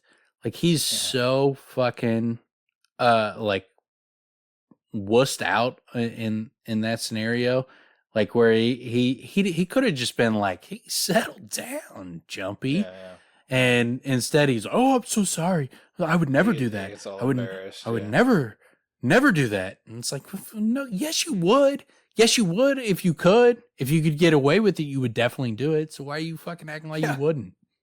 Yeah, and then he goes and gets the ring and he finds the necklace. He sees the necklace and starts talking to the guy, and he's like, "Is it your work?" I asked. The jeweler gave a dramatic sigh. "Alas, I cannot claim that distinction. A young woman brought it in several span ago. She had more need of money than adornment, it seems, and we came to an arrangement. How much would you like for it?" I asked as casually as possible. He told me it was a staggering amount of money, more money than I'd ever seen in one place, enough money that a woman might live comfortably in Imre for several years, enough money for a fine new harp, enough for a loot of solid silver, or, if she desired a case for such a loot, enough money to live in Imre for 7 years. That is how much she cares about both. Like, yeah, I like the spin on the motif that he typically uses, where he has this list of things that he could purchase or that he could do with money. In this case, it's what Denna could have done instead of buying him the loot case. And, dude, it's crazy too, because we still get, I think it might not be the next chapter, but the one after, he still has his friends trying to convince him, dude, she's into you. Yeah. He's just not seeing it. It's like, dude, and they even bring up, like, dude, that loot case, that was a big deal, right? I mean, he should see it here, like, clearly, man. I don't know what else. So I guess couple that with he's just not, Loden can't break through to him no matter what he's trying to do. She sacrificed her ability to live for several years in comfort in a fucking nice place to get him a loot case. Like, I mean, that is a major sacrifice. That's what I'm saying. So, like, couple that with, well, not even necessarily Loden's class, but the fact that he's he had been emotionally shut off in Tarbine for such a long time. He's not at the point where he can be, interconnected with someone on that sort of a level that you would be with a woman that you're in a relationship with, apparently, because there's a wall here, man, and he's just not able to see through it. He can't fathom, which is nuts, because this is a massive gesture. To not see it is you're miscasting the gesture. Yeah, and I don't and know then when what you you're looking throw at it on as. top the times where she's like, dude, you could make some type of move. Like, it's much easier for me to understand Denna not realizing how into her that Kavoth is. It's much harder for that Kavoth doesn't see it. I mean, he sees it in a sense like it could be that, but what if it's not? And it's like, oh, dude, you got to get over that, man. Well, yeah. So it's that coupled with just how tremendous his maybe it's like the after effects of being behind the doors. I don't know, man. I don't know how else you could be this. I mean, he did see his whole family murdered, and he went into a shell of his own existence, but he's still capable of emotion and understanding emotion. I mean, he wrote these songs that move people. Now and we'll get to it, but there does also seem to be magic in his music, which we've talked about before, and we've talked about this many times before. How it's definitely more understandable that Denna doesn't see the way that Kavoth sees her, but the flip of the circumstance of Kavoth not seeing what she feels for him is it's hard to fathom. Yeah. Which is what makes me think there's more there. There's like this residual effect of what happened from being behind the doors. Maybe there's something you never get back. Yeah, I mean, his time in being clearly broke him, and in a lot of respects, he's not the same kid. Take away what happened to his family and what happened in Tarbean, he's not that fearful of taking a risk with Denna. It's because of what happened to him. Mm. Yeah, absolutely. But I mean, that's where it gets to the point where it's like, when do you realize it's not a risk? Like, what else does she have to do? Yeah. Like how much clearer does she have to make it? And the fact that, and that's the nuance that's so great about what Rothfuss is doing here. He's using a person like her who's not willing to just boldly come out and lead this dude by the hand because she has a checkered past, right? She has self-esteem issues. So she can't just take it full on and be the full support system. It's great. I mean, that's why it's frustrating between them. But again, there's a lot to this broken kid that is Kavoth. Yeah, and then he goes looking for her, and you get my loot case hung heavier on my shoulder now that I knew what she'd given up to pay for it. So one good turn deserves another, and I hope the return of her ring would help balance things between us. And then I like how it ends. You would be amazed at how many inns and boarding houses there are, even in a smallish city like Imre, just subtly hinting at that he went to all of them. Yeah. He went to every single inn to try to find her. I like the little touch, and we know that people find her attractive, but I like little touches like when he talks to the guy at the Barrel and Boar. She waited for a long while. I remember thinking, who would keep a woman like that waiting? Yeah. So again, just leading into like, she's definitely someone who's, turning heads when she's walking through it, which we've seen actively, but it is reiterated time and time and time again, which is important because that tells you those ears, man, those ears are catching a lot of people's eyes. Fine ass ears, man. That's what everybody's going for. Supermodel ears. How are you going to cast that? Well, you tell me. If you cast this movie, who's the one? Who's the girl that has the hot ears that you know of? Man, it's a tough one. I think I would just go with like an actress who's got ears. That's a good way to start. I would not go with an actress who has ears, who has a history of fighting in the UFC. No. I wouldn't go with that. No, you definitely, like, cauliflower ears, like, out. You're out. Get no chance. You're just like, no cauliflower ear girls. What if actually that's what they look like in this world? What if the more cauliflower-y, the hotter it is in this world? We don't know. Yeah. We don't know. That's what Bass sees as perfect. He's got a huge thing for cauliflower.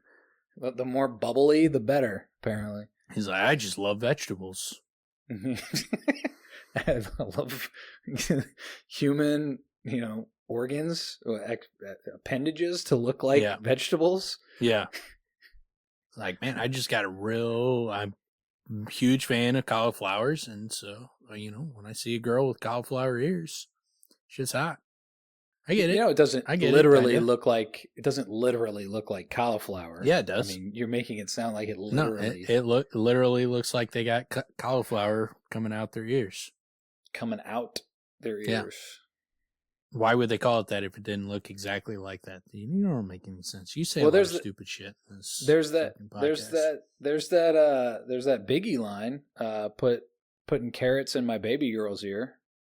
Yeah. Is that like this? That's weird. Why would you stick carrots in your baby girl's ear? It doesn't even make any sense. I don't know, man. Carrots are good for you, but I think you're supposed to consume them. Orally. Eat them. You put them in your mouth, not in your ears. And especially you don't stick them down your baby girl's ears. Fucking weirdo. Maybe that's why he's not around anymore. I like the use of this guy that delivers the letter. He's like a credible, because we've had these really. I mean, I guess we had that one fat kid that was terrible. And really shitty at delivering a letter. We find out in this letter she sent another one that probably didn't make it, and she's expecting that it didn't. So I wonder who she gave that one to. But this guy seems to be legit, which is kind of, again, I like things like this because it builds out the world. You're getting. But she gave that first letter to like just some street urchin. This is like a guy. This is what this guy does. It's like he's working on boats and stuff. He's traveling around doing shit. So like. This is basically like a side job for him. Way he can make some extra monies by being a mailman on the side. Like when he gets into town, he can go and deliver mail to different people and make a little extra coin. So this is, a grown man with the side job instead of like she found some bum kid who, can't hardly put two thoughts together, obviously. Well, it's cool too because we're I don't know if this is the first time we hear about Junpei, but the fact that she's this far away, she's getting first we haven't heard much about. First time we hear about Junpei is when he goes to the Broken Binding and exchanges, the book to get to the university. Yeah, well, yeah, the DD, double D's. Yeah. The fact that she's there, that she's out this far away, and that this guy's coming from that far away, and I like just the mixture of different people making these, deliveries, Pony Express type situation where it's like it just builds out the world in terms of your expectations of who these different cast of characters are that make up the world in itself. And it obviously shows, again, how much Devi cares for him, is that she thinks to write him. Like, Kavoth doesn't think to write Sim or Will when he's in Severen. He doesn't write them at all. He doesn't write anybody. But he does, she does think to write to him, but she writes like 3 or 4 letters, maybe more. She writes like several letters. It's just he only gets one of them. But she writes more. Yeah. He dips out, so who knows? Like that, more could have came after he'd already left, or maybe when he was sitting in the fucking clink, letters were coming in that he never got. But she wrote him multiple letters, so obviously she's prioritizing letting him know what's going on in her life and keeping in contact with him. It's not free. It's not easy. And so she's going above and beyond to stay in contact with him. Yeah, I like, and within the letter, we learn a little bit about Ill, how it's all rolling hills. And then we learn about a little bit more. We know she has this problem with her lungs, but it seems like it's a lot more chronic than I had remembered. because she says that it seems I might pass an entire winter without being brought to bed by my lungs, my first in years. Where it's like, so like it's that bad, where she's literally like having to, And it's obviously a warmer climate, which, plays into. Sounds nice. We talked about she had that peach and, it was out of season. And so, like, she gets a peach from a place that's obviously warmer at that time of year. And then she's off to Yale. She's crying about this letter, eating a peach.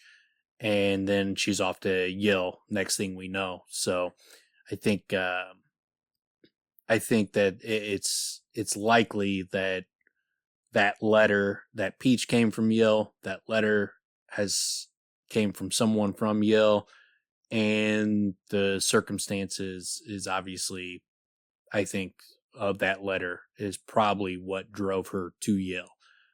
It could be that she made a deal with her patron too, like, hey, get me to Yale, and he's like, if you go to Yale, I'll teach you, I'll get you to Yale, and I'll teach you about, the Yalish knots. You just got to start researching a song for me, or something like that. They could have made it. There could have been a quid pro quo involved in it, but I would be surprised if that peach, the letter, and her going to Yale, if those things aren't connected. She mentions in the letter that she's learning all manner of sailor's knots. So that book I was talking about, that I read on occasion. Yeah, about sailor's she knots. read at Bubba Gump's or wherever the place you go to read about knots. Yeah, and then she talks about she saw her first ADEM mercenary. Again, it reiterates that they call them blood shirts, and talks about how not very big. The ADEM mercenary being a woman, not like physically intimidating, but endlessly twitching. I like just those, again, the way he does this with the ADEM too. He talking about them twitching, how they dress different. How they talk about them fighting. Like, we've heard about them being extremely adept at fighting, like extraordinarily impressive. Here, she just says, "I've not seen her fight, and I'm not sure I wish to, though I am curious." So there's a lot of cool shit in this letter. Yeah, and she uses, when she's talking about, though I'm curious, I'm still enamored of the harp, and currently housing with a skilled gentleman, whom I shall not name. So I think there's probably something there too. I obviously can't figure it out from just that, but the fact she doesn't name him and she points out she won't name him, there's probably something to do with that. And then she's like, for the furtherance of my study in this, and she's like, I've drunk some wine while writing this letter. I mention this to excuse my above spelling of the word furtherance, kissed. And so the kissed, I'm curious if that has anything to do with her background, because after this, she starts using Sealdish curse words moving forward. She said at least 2 or 3 times. This is one of them. But she uses... My cussing has been greatly broadened. Yeah. So... And the guy that brought the letter said kissed. Yeah. So I'm thinking it's more likely, because I don't think she's got any kind of heritage to the Sealdish, but what I think this is showing is that it's an example of that she's kind of a chameleon. When she goes around people, she learns to act in a way that is similar to them. We see it most obviously when she is with the Kavoth and Traben with the that bumpkin Shem, the pig herd. Yeah. She drops into that role immediately without any trouble. And we see it when, she's hanging out with the different nobility, when she's got to act like she's, above Kavoth and she's too important for him and she's got to act all haughty. She plays these roles. And so, when she's hanging out with some sailors, she starts cursing like the sailors and that kind of stuff. So she's kind of a chameleon, and it's showing that, I think, is mostly what it's showing. Well, and also like Kavoth, he's an actor. She's an actress. Yeah. So I mean, again, the similarities where they both are able to put on, step into a role to get where they need to be and to do what they need. to get across the impression they need to get across. Yeah, it's like Kavoth studying that guy that was watching the door for Denna, and he had that. He gave him that that smile or whatever, and Kavoth's like, man, I gotta memorize that look, and then he uses it later on. Well, I was gonna say, remember when he got out of Tarbine? That's maybe one of our best examples. But he uses it all the time. I mean, he uses it every time he talks to Debbie, basically, or every time he's trying to get information from somebody. He's watching their body language, but it happens with Debbie quite a bit. But I think these are important clues for Denna, because obviously, if you just look at what Kavoth is telling you, just outwardly, what he's explaining, you would know nothing about Debbie. You have to look at the things she says, her actions, her surroundings. You have to look around Denna to try to figure out what the fuck's going on with Denna, because Kavoth is not thinking about it. So if you're only looking at Denna through what Kavoth thinks about Denna, you're not going to have a very good picture of her. But if you take a step back and you look at the things Kavoth's not talking, like Kavoth doesn't think about, why did she go to Yale? What's up with the peach? What's up with the letter? What's up with the Yalish knots? Like, I mean, the written magic, why she's learning secret magics. Like she wants to stick with a patron that is beating her. Even when Kavoth is offering her better options, she turns him down. She wants to stick with this guy. So he's not thinking about why. He's not asking those questions. Like, what is really going on? What is she's got an agenda, and he's not even realizing that she's got an agenda. But if you don't look at it through Kavoth's eyes, and you just look at it as a reader, and you look at all the subtle hints, there's something more going on. And she's much more dynamic than Kavoth is giving her credit. Yeah, it's interesting. I mean, he complains about how difficult it is to find her, but he doesn't really question why she is where she is. Yeah. Yeah, he doesn't go there. He's very surface level with her. He's got a very surface level, because very interesting, man. Because he's more interested in her than anyone else other than the Chandrian. Right? He's more interested in her than anybody in the world. But if you look at Denna too, she seems to have a surface level understanding of Kavoth, and nobody else is figuring out that Kavoth is hunting down the Chandrian, that his family were massacred. No one's like putting pieces together, because he doesn't explain it. So you'd have to like really focus in on Kavoth and like trying to piece all the clues together. And if you're not doing that, Kavoth's not gonna make a lot of sense. You're not gonna understand why he does what he does. He's just gonna seem a little kind of fucking scatterbrained. And Denna's the same way. If you're not like putting all the pieces together and really thinking about it, she doesn't make a lot of sense. Well, think about that in the sense that she's in Traben at this wedding, basically being looked at like she may have been part of a mass murder, and Kavoth shows up. He showed up to save me. Why did he really show up? You know, like, what was he really doing here? Yeah. And from her perspective, obviously. She's thinking that. And then, but she's not really, like, she's hearing like these stories about Kavoth calling the name of the wind. Oh, I heard he called a demon wind. But she's not really like buying it. And so she's just thinking there's stories about him. He's a kind of a mystery, an enigma. And she's that to him, but Kavoth should be like going like, okay, what the fuck is she doing in Severen? And not only that, if her patron is from Severen, what was he doing in Emery? I mean, why was he hanging out? Why did he take her to Traben if he's from Severen? What is the connections here? He's not trying to piece all these things together. He's not trying to figure out what is going on with Denna, because he doesn't even think that there is something going on with Denna. He just sees her as someone living, her life, and he's not interested in, what's going on behind the scenes if it doesn't apply to him and what he's trying to do. Yeah, their relationship is interesting. That's for sure. Yeah, they're both very much focused in on themselves, and they're not trying to really understand the other person. they're both alone in their own minds, right? I shouldn't say that. Kavoth is trying to understand her, but he's only trying to understand her in the context of a relationship. He's not trying to understand her as an entire person. Like, what motivates her? Why is she, why does she need this Patreon? Why is, he's not trying to puzzle out her entirety. He's like trying to puzzle out what she's looking for in a man. Yeah. Yeah, it's interesting. I mean,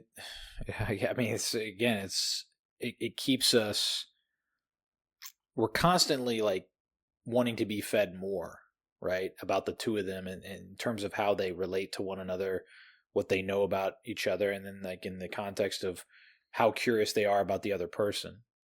It's interesting because the way they play off of each other is they both know that the other doesn't want to share too much. So they kind of both take a step back in that way. Then Kavoth's extra careful because he doesn't want to be like all those other guys he's seen. Yeah. So yeah, it's a lot of eggshells, Yeah, it's one of the more interesting relationships in a book because it's not what you would expect. It's not what you normally get. It doesn't seem to be like that. They're destined for a happy ending. Seems pretty tragic, and it seems like that they're constantly missing each other's signals, and even if they do get on the same page, it's not going to be for long. It's not going to last. Yeah. Yeah, no, it definitely seems like it's going to continue in the direction it's been going. And as close as they can get to each other, it sort of feels like what we've gotten thus far is probably about what it's going to be. They've had good moments together and they've spent great portions of their lives together. And maybe they I hope they at least get more intimate moments. Practice on their harp fingering a little bit. Yeah, jazzy just like a couple of moments like that. Yeah, the things practice like the Florian's jazz hand, thunder thrust move, and it'd be funny if her reaction is like, all right, you want to stop that and stop with all the hand stuff. If she's like literally like Vespa or whoever the fuck. What was this deal with the hands? Yeah, can we just get to business stop here? Waving your hands at me, you fucking weirdo. What are you doing? This is Thousand Hands. You're just like waving your hands at me. This is not. I'm not getting anything out of this. The fairies love it. I'm telling you, fairies are huge into this. It's a huge move with fairies. I'm not a fairy, bro. Yeah. Cut it out. Cut out all the foreplay bullshit. His deal. But yeah, and so Denna comes back on the 7th day, which also stands out that it's the 7th day, which, 7 is a massive number in this world. Yeah. So that kind of stands out. I don't know if there's anything to that. There's not any other information that would give you a clue, but it does stand out that she comes back on the 7th day. But then, they don't talk about it. Like she doesn't, he doesn't ask her about it. He's like, I didn't ask her about her unexplained disappearance. I'd known Denna for more than a year now, and I understood a few of the hidden turnings of her heart. I knew she valued her privacy. I knew she had her secrets, which is why you should fucking open up and see, if by you sharing, she'll start to share, and maybe you can fucking advance somewhere, you dipshit. But it's funny how that works. But, and she, like she shows she cares. Like she's like, I am sorry, like unprompted. And like he didn't even know what she was talking about.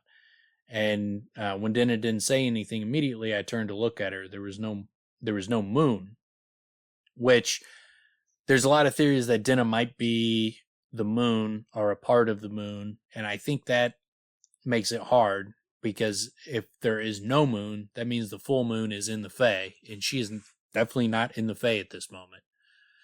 So if you think like she's the moon, in person, the human manifestation of the moon, it seems very hard if she's there with, no moon. But anyway, she's like, sometimes I leave, she said at last, quick and quiet in the night. It's what I do, she continued, her voice quiet. I leave. No word or warning first, no explanation after. Sometimes it's the only thing I can do. I hope you know without me telling you, she said. I hope I don't need to say it. Denna turned back to look at the glimmering lights below. But for what it's worth, I am sorry. And then this is one of the most frustrating parts of this chapter, and one of the most frustrating aspects of this book, when he's like, we sat for a while then, enjoying a comfortable silence. I wanted to say something. I wanted to say it didn't bother me, but that would be a lie. I wanted to tell her that all that really mattered to me was that she'd come back, but I was worried that might be too much truth. So rather than risk saying the wrong thing, I said nothing. I knew what happened to men who clung to her too tightly. That was the difference between me and the others. I didn't clutch at her, try to own her. I did not slip my arm around her, murmur in her ear, or kiss her unsuspecting cheek. Certainly I thought of it. I still remembered the warmth of her when she'd thrown her arms around me near the horse lift. There were times I would have given my right arm to hold her again.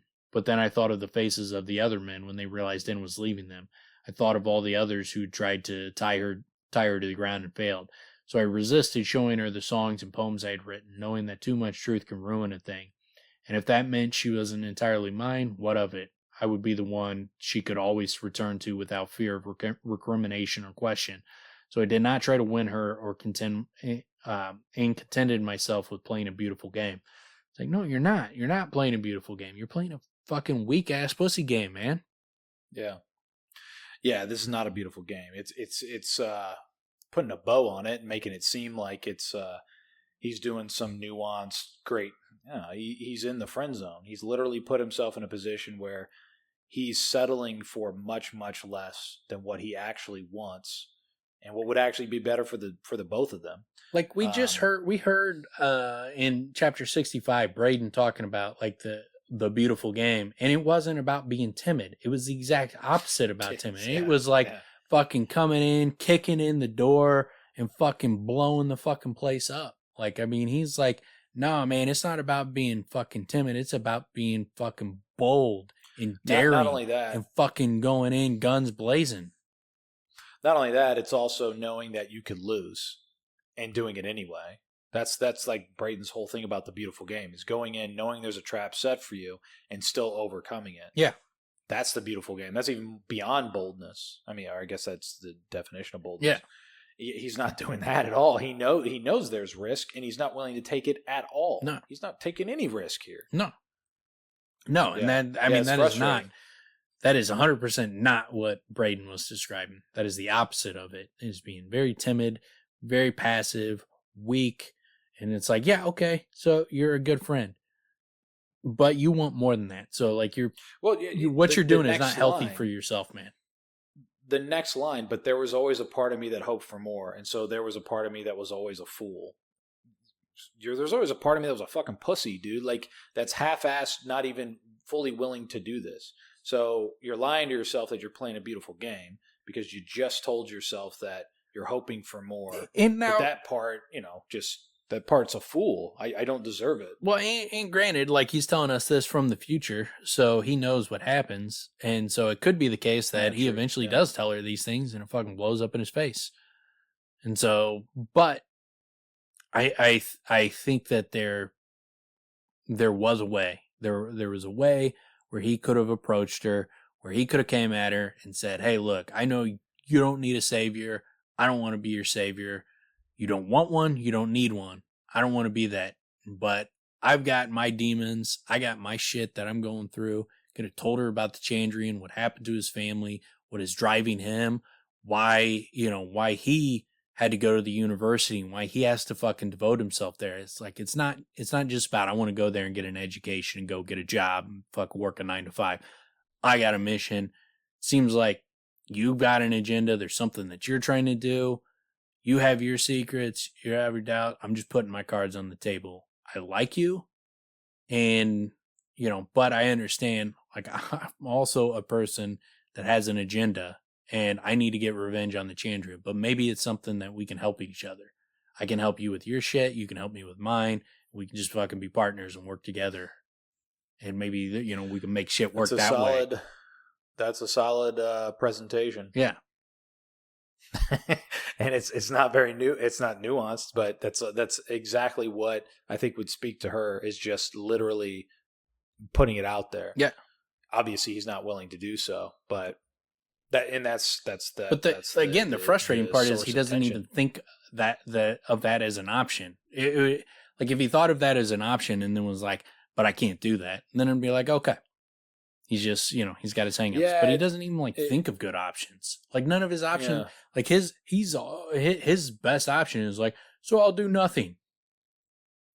There, talk about putting it on a pedestal. No, that is fucking this is it's an absurdity, because it's not even a pedestal. It's literally like you're not even treating her like a human being. No, you're treating her like some idea. And yes, you have this figmented idea in your mind, but you've known her for years, man. The two of you have grown together. Like, I mean, again, it speaks to his brokenness, and that complexity within it. But yeah, it's very frustrating. Yeah, super frustrating, especially when you see him in the next chapter. But one thing I did want to point out real quick, he mentions it briefly, but Denna reappears on the 7th day, despite all my searching, excited to tell me about a song she'd heard the day before. I wonder if, and they don't talk about the song here, but I wonder if that the song is helped shape what ended up becoming her song that she wrote that, creates a bit of a rift between the two of them. I don't know. I was just curious because it doesn't get mentioned. It's just she's excited about this song. Yeah, but she tells him about it. She tells him about the song. Well, yeah, I guess he would mention it if there was significance to it. Yeah, I think it's just like a salt and pepper song. Oh, salt and pepper? Yeah, salt and pepper. Salt and pepper. You've heard of them, right? That band? That band? Yeah, that famous band. Have you heard of them? I've heard of Salt and Peppa, and it's a duo, and they do have the DJ Spinderella, right? No, yes, I've heard of them. Cinderella. You're saying it. And it's pepper. Pepper is how you say that word. I know what pepper is, but I'm saying that's not. Oh, this is stupid. Yeah, you haven't heard of the song like "Push It"? Salt and Pepper's famous song, "Push It." There you go. Push it real good. Yeah. See, and Denna was probably telling him that too. She was like, "Hey, I heard this great song. It was like crazy. Push it. Like you could push it real good. Push it. Like push it. And there was push the boundaries, buddy. Yeah. Take a risk. You like, fucking weak dude." There's a lot more than you can put your arm around me. He's like, really? The lyrics are, "You could push it, you weak ass bitch, dude." Like that's just that doesn't even rhyme. Like, yeah, that's the song. Like, you should take a risk, take a gamble, push it, you weak ass little bitch. He still doesn't get it? No. Still just not seeing it? Well, that's interesting. That's a song, I guess. I don't like it. I'm not going to sing it. But yeah, we do get more of their how much they compliment one another as they kind of go in. They talk about music. We spent countless hours discussing the craft of it, how songs fit together, how chorus and verse play against each other. Like, dude, they're like a perfect complement to one another. Yeah, I like the description of how she plays music, because he talks about how he knew all the proper ways to do it, and he's like, Denna didn't. She lives without roles, yeah. And he's like, in some ways it hampered her, but in other ways it made her music strange and marvelous. Doing a poor job of explaining this. Think of music as being a great snarl of a city like Tarbean. In the years I spent living there, I came to know its streets, not just the main streets, not just the alleys. I knew shortcuts and rooftops and parts of the sewers. Because of this, I could move through the city like a rabbit in a bramble. I was quick and cunning and clever. Denna, on the other hand, had never been trained. She knew nothing of shortcuts. You'd think she'd be forced to wander the city lost and helpless, trapped in a twisting maze of mortared stone. But instead, she simply walked through the walls. She didn't know any better. Nobody had ever told her she couldn't. Because of this, she moved through the city like some fairy creature. She walked roads no one else could see, and it made her music wild and strange and free. Which a lot of people look at and they hear that and they think like Denna must be part Fae, or she's from the Fae or the moon and that kind of stuff. It's one of those hints towards people thinking like there's something about her in that aspect there, with her music being so different. I could see that. I do like. I like just looking at it from a perspective of Kvothe and his character. I like that he struggles. He struggles to talk about Denna early on. It says, he's basically hampered and can't describe it. And with music, he's also struggling here. So he's struggling with the two of them. And then he does actually use an analogy that's really good, right? At least for me, it really helps me to understand what he's talking about. And the fact that the idea of like, there's walls to a structure that makes up the song and she doesn't even see the walls, which is cool. I mean, you can sort of picture that, and that, that lack of a structure frees you up, but then also makes it seem strange and different because it's not fitting in to what would be the typical, pop structure of a song that you love so much. Yeah. You're in sync and you're 98 degrees. In sync. Whatever. Come on, man. New Kids on the Block. That's all I listen to. But yeah, and then the chapter ends with him talking about like he does help the mayor get with Maelwyn. He says, in the end, it took 23 letters, 6 songs, and though it shames me to say it, 1 poem. Even so, I can only take a small piece of credit for the letters and songs. And as for the poem, there's only one thing in the world that could move me to such madness. So I was thinking he's implying their love, attraction, but what I think he's really implying, that's in the subtext, is, well, I was going to say the badass nature of slam poetry. He's not bringing him in even here. That it's going to take Ambrose to bring out his love of slam jam poetry.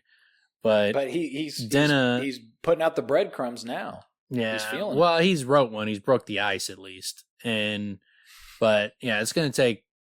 He's got to hear some. He's got to hear like Ambrose, snapping for himself and shit. And once he starts hearing that, yeah, he's going to be super into slam jam poetry. I think I think he's talking about Denna's ears though. Could be. They come up very soon. Yep. I think in the next chapter. Yep, they definitely do. Those sexy ass ears. But yeah, and in chapter 70, titled Clinging, this is the chapter where he takes Denna to the gardens and to see the Celis flower. It's a fantastic fucking chapter. Yeah. I think what you were saying earlier where they kind of hit their peak. We get it here. We get the moment of like, we're right there. Yeah. We're right at that moment of like, this is when it's going to happen. And then they hear something. Yeah, they get interrupted where it was just like, dude, you should have fucking acted. As soon as you saw the opening, you should have acted. Like, you shouldn't have fucking hesitated. But yeah. They had that moment and it went away. So yeah, then he goes and sees her and he says, I'll admit I was surprised. I said, if I was the sort of man to, and he meets her late at night and talking about like, how, it might be uncouth to see her this late at night. So he's like, if I was the sort of man to pry, I would wonder what kept you occupied until this most unseemly hour. Business, she said with a dramatic sigh. Meeting with my patron. He's in town again, I asked. She nodded. And he wanted to meet you at midnight, I asked. That's odd. Odd times and inconvenient places are the rule with Master Ash. Some part of me suspects he might simply be a lonely noble bored with ordinary patronage. I wonder if it adds some spice for him, pretending he's meshed in some dark intrigue instead of just commissioning some songs from me. That, to me, like, if that's Cinder, like, man, he's got to be just an amazing fucking actor. Because Denna can read fucking people like the back of a book. Like, I mean, that's fucking her thing, is to be able to read and hustle people. Cinder's just working the shit out of Denna. One of the things that kind of revealed to me, which I think we don't 100% know Denna's being fully honest about how much she knows about Master Ash. This kind of shows you a little bit further that she wasn't bullshitting, that she doesn't, there's a lot she doesn't know, and that kind of got at least revealed here to a degree for me, that wasn't bullshit, that it's not just that she's holding back. she's being careful to hold certain things back, but she legitimately doesn't know that much about him. And she's still sort of figuring out more and more about him. I mean, it also shows she does think that there's some dark intrigue about it. Like there is something sinister about her commissioning this song. Some dark intrigue, at least, so that could be either Brayden or Cinder. I mean, that definitely could, but the bored, lonely noble and shit, like that's how you describe Cinder. Yeah, that's very way out of character. We know how good of an actor Kavoth is, and she And the spots funny thing his is that- lies fucking like nothing. Yeah. She catches him in his lies constantly. Well, and that lonely noble really fits with Brayden too, man. Like it totally fits. It would fit perfectly because like he does give you that. that impression of where you could see him as a bored, lonely noble when you describe what he's doing with Kavoth. Yeah. He's talking about his beautiful game and he's playing tack and he's not I don't get into those games, but he's kind of halfway, semi into those games. Well, like he used to do it, now he's bored with it. Yeah. But he still knows it, like it. I mean, that's what it speaks of. Yeah. So that's one of those clues where it seems much more towards Brayden than Cinder, but it's not definitive by any stretch. But again, a lot of those clues I think point much better towards Brayden than Cinder.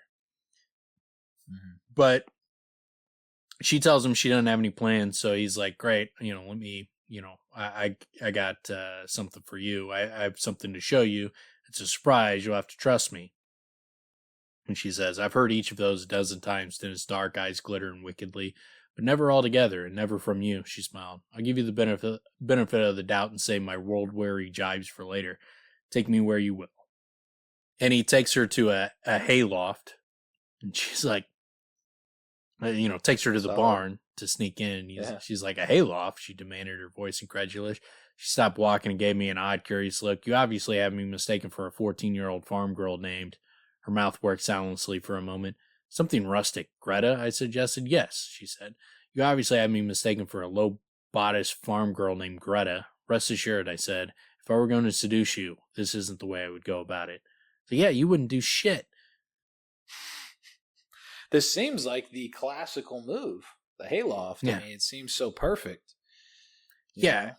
I mean, it would be a pretty weak-ass move with Denna, but I mean, Kavoth could do better than that. But yeah. No, you're weak. And he does. Shit. He does a tremendous job.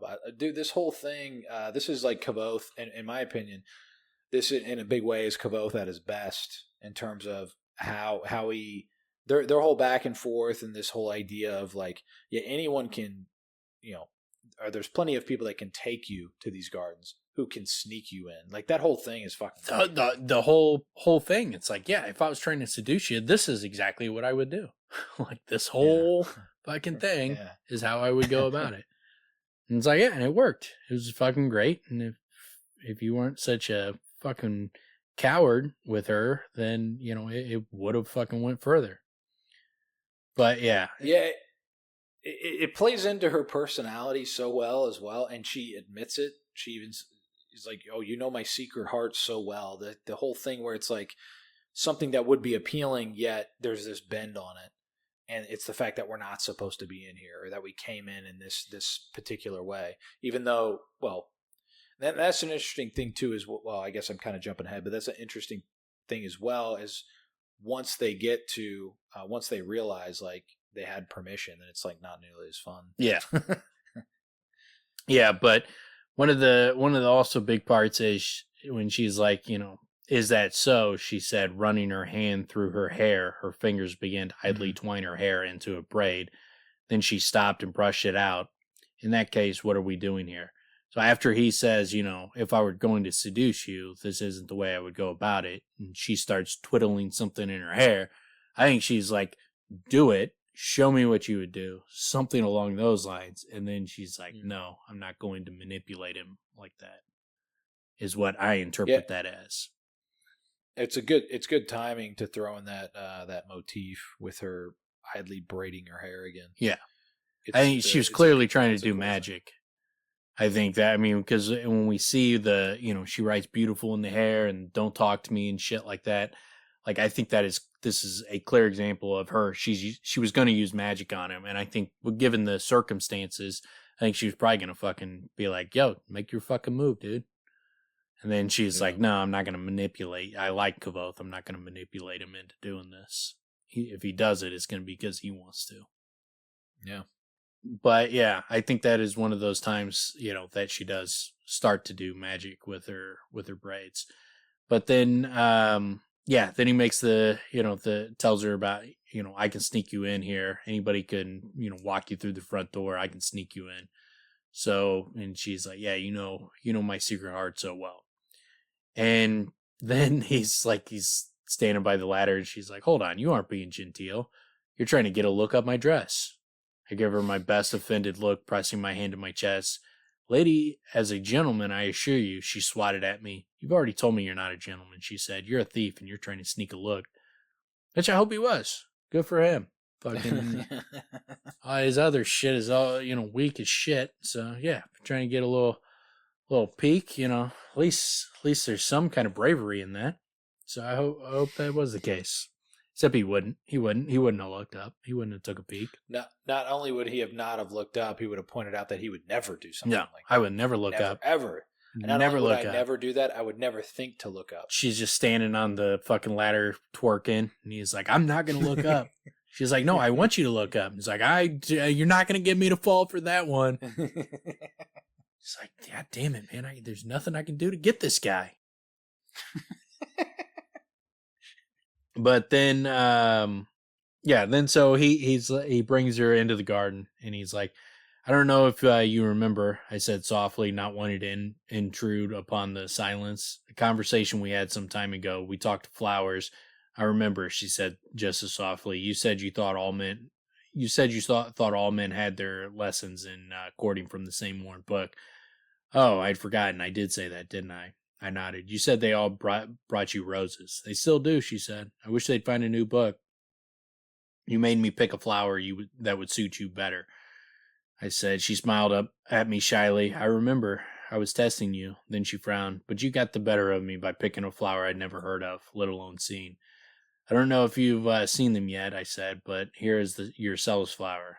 There were only stars lighting our way. The moon was so slender, it was almost no moon at all. Under the trellis, it was dark as Denna's hair. Her eyes were wide and stretching to the dark, and where the starlight slanted through the leaves, they showed hundreds of Celis blooms yawning open in the night. If the scent of Celis were not so delicate, it would have been overpowering. Oh, Denna sighed, looking around with wide eyes. Under the bower, her skin was brighter than the moon. She reached out her hands to both sides. They're so soft. It's a fucking pretty fucking pimp move. I mean, when you think about their relationship and the fact that this is what he brings her to. Like, I remember I commented on that one time, and like someone was like, it's like, oh, dude, you're gonna fucking struggle with fucking women, man.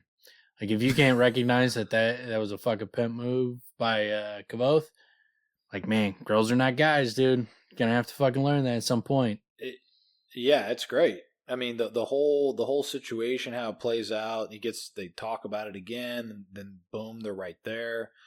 I like how he writes that if the scent of the Celis were not so delicate, it would have been overpowering. The idea that it's, this rare, delicate, hard to cultivate flower, and then also the fact that like it has this scent, but it's a delicate scent. In which case, it's not, it fits her in that sense as well. It's not over the top. It's, well, I guess maybe it smells like the road. Yeah. Right? Dirt and sweat, spittle. Sweaty sex, Modagan women.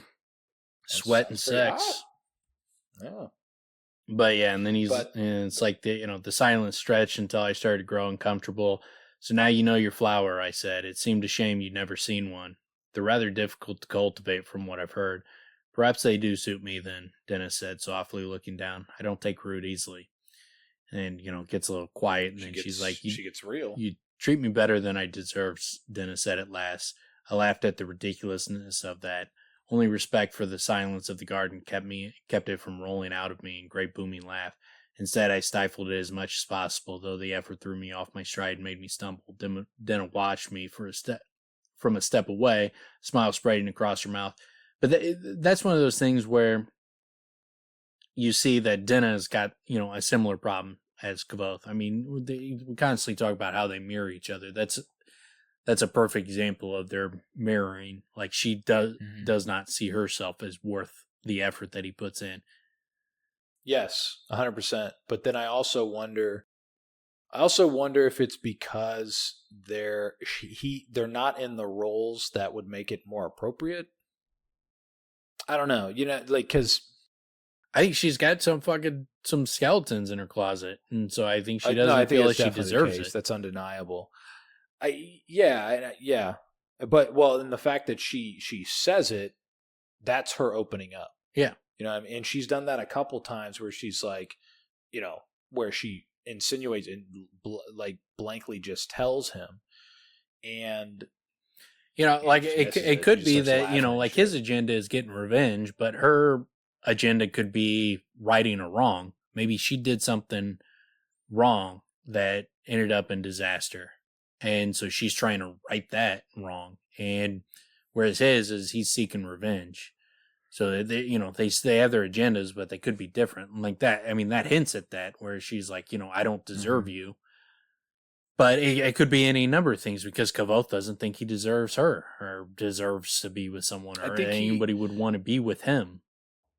Yeah, it almost feels like he thinks he's not worthy. Yeah. It seems like, I guess that makes a lot of sense, actually, that she more thinks it's a different sort of similar but different. Worthy. Yeah. It's like one doesn't think that, can't understand why anybody would want to be with them. Not so much that they don't deserve it. It's just like, yeah, but why would anybody want me? And then hers is more like, I don't deserve it. Like, she gets why people would like her, but she doesn't feel like she's worthy of their fucking love. Yeah, it's more like she's putting on a show. It's not real. Yeah.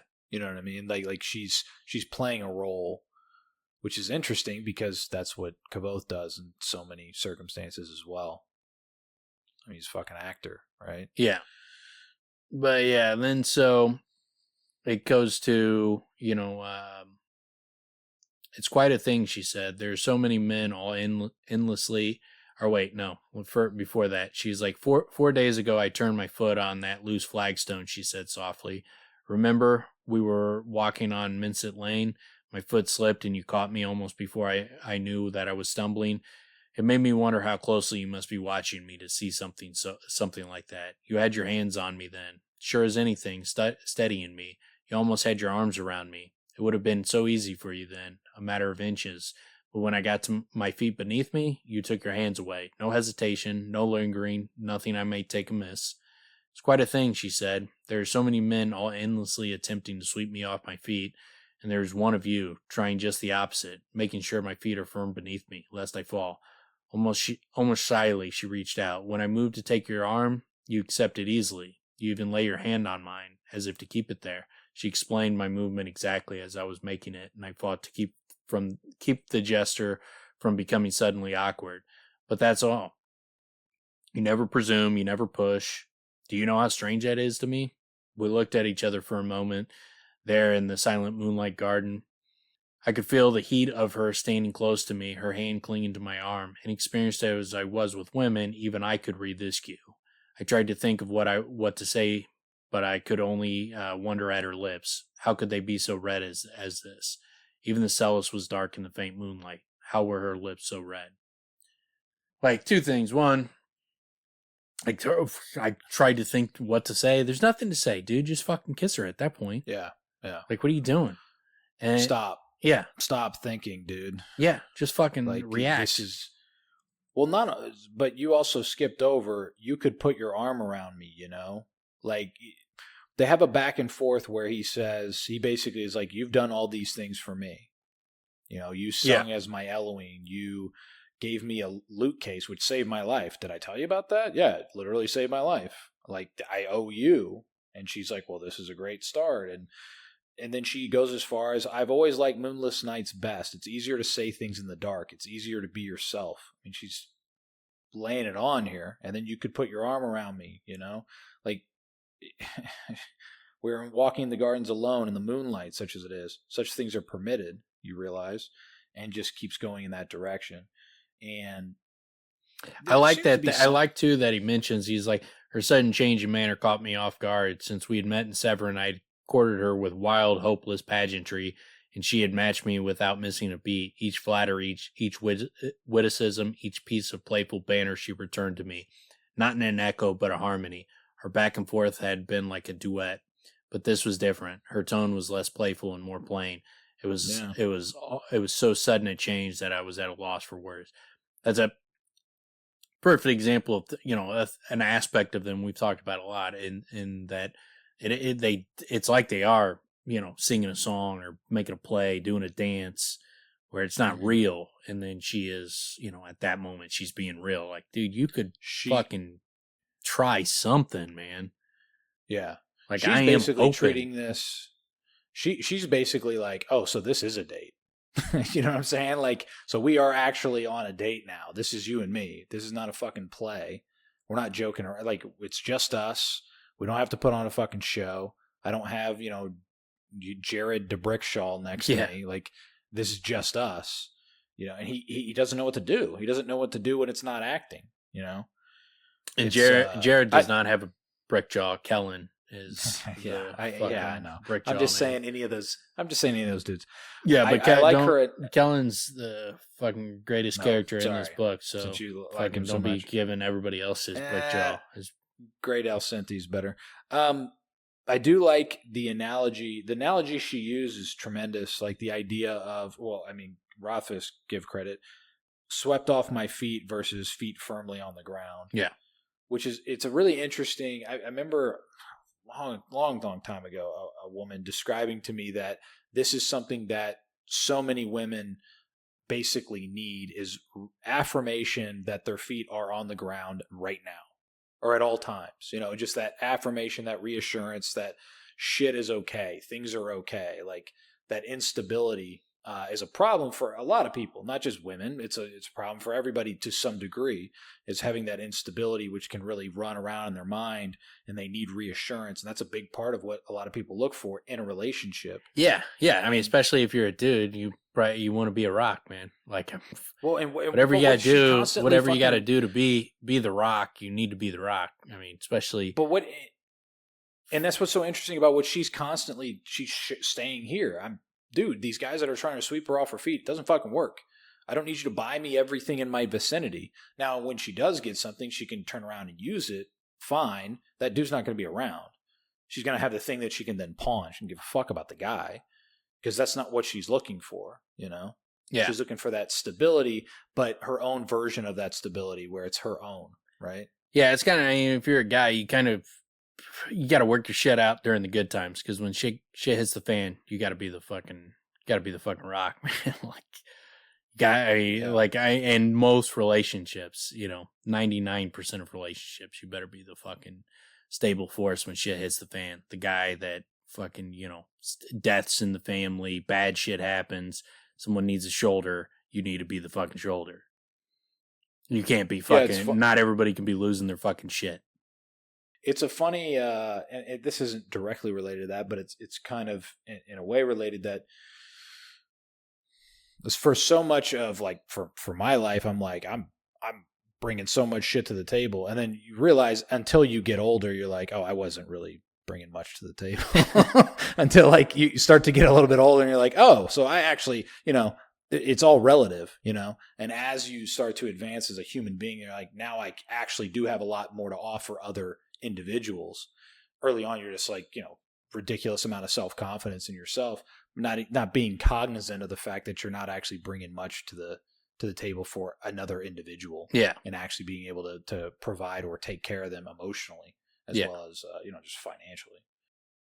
But there's another thing about that is when she talks about, like, the, some people are trying to sweep me off my feet, whereas you're trying to put my feet firmly on the ground and let me stand on my own. Yeah. She expressly is telling you what she wants. Like, that should have been a huge clue to you, like, what she wants. Like, she's not looking for someone to sweep her off her feet, to carry her, to take care of her. Someone to help her, stable herself, and then let her fucking do her thing. Maybe right the ship every now and again. Not to control her and, carry her across the water, but to, set her down, fucking stable her, make sure she's steady. That kind of thing she's into. What's interesting is her comment where she goes as far as, but that's all. You never presume, you never push. Do you know how strange that is? It doesn't seem like she's only saying that's strange in a good way because she's told that enough. We get it, Is she's going further here? She's opening up a little bit further. It almost seems like, in a way, it's like, dude, do you want anything? Yeah.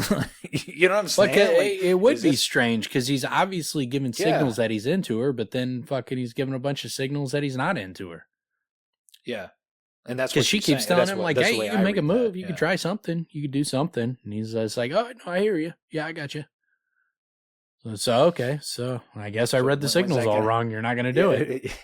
Yeah. I just told you could do it, and you didn't do it. Yeah, that's what it comes down to. It's like, okay, so when's this going to happen? Like, what's it going to, am I going to be on my deathbed and then finally you're going to make a move? Like, what's going on here, man? Yeah. What's it going to take? You'd put your arm around me. Boom. Arm around her. Right there. Boom. Yeah. Just fucking do it. What are you doing, you weak ass fucking kid, man?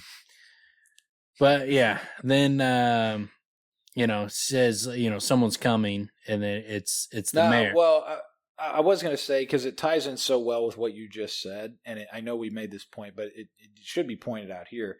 Inexperienced as I was with women, even I could read this cue. I tried to think of what to say. It's like that line right there. You're like, fuck, dude. I mean, I know you said that a minute ago, but that's the thing where it's like, man, you just fucking get it. I wanted to point this out because it's been talked about quite a bit, and especially in book 2 where he keeps talking about Denna's red lips. Yeah. And then he did talk about it as well with Melwin. Without paint, yet they're red. He keeps pointing out, it seems like there's something to it, man. And it could, maybe not, but it could be. It definitely stands out the way he says it, but without any other information, it could be a clue that we're going to find out about in the next book. But yeah, it's at this point, it's impossible to really tell without more information on what the significance of that is. But yeah, they talk about with, Maelwyn, they talk Ari, with the rouge she puts on her lips or the berry or whatever, but that's not really lipstick or whatever. But well, with her and Melwyn, and especially, he makes a point of saying they're not wearing anything. Yeah. You know what I mean? We don't know there could be something, but he makes a point of saying there isn't anything.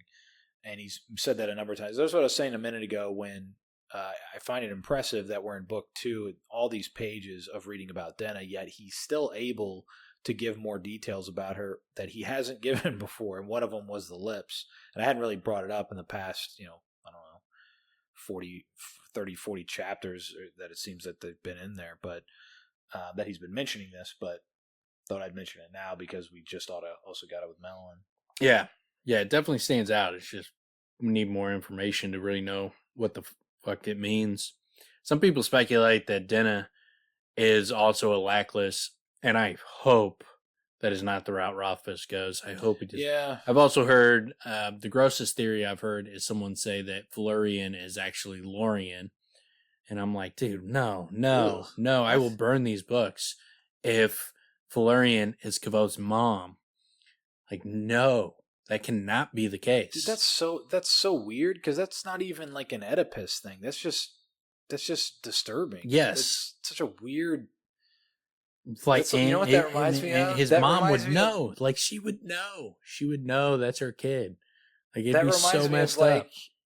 It's not direct, but it reminds me of like the Ray Finkel thing, where it's like when they find out, everybody's like, whoa, everybody's like clicking their mouths out.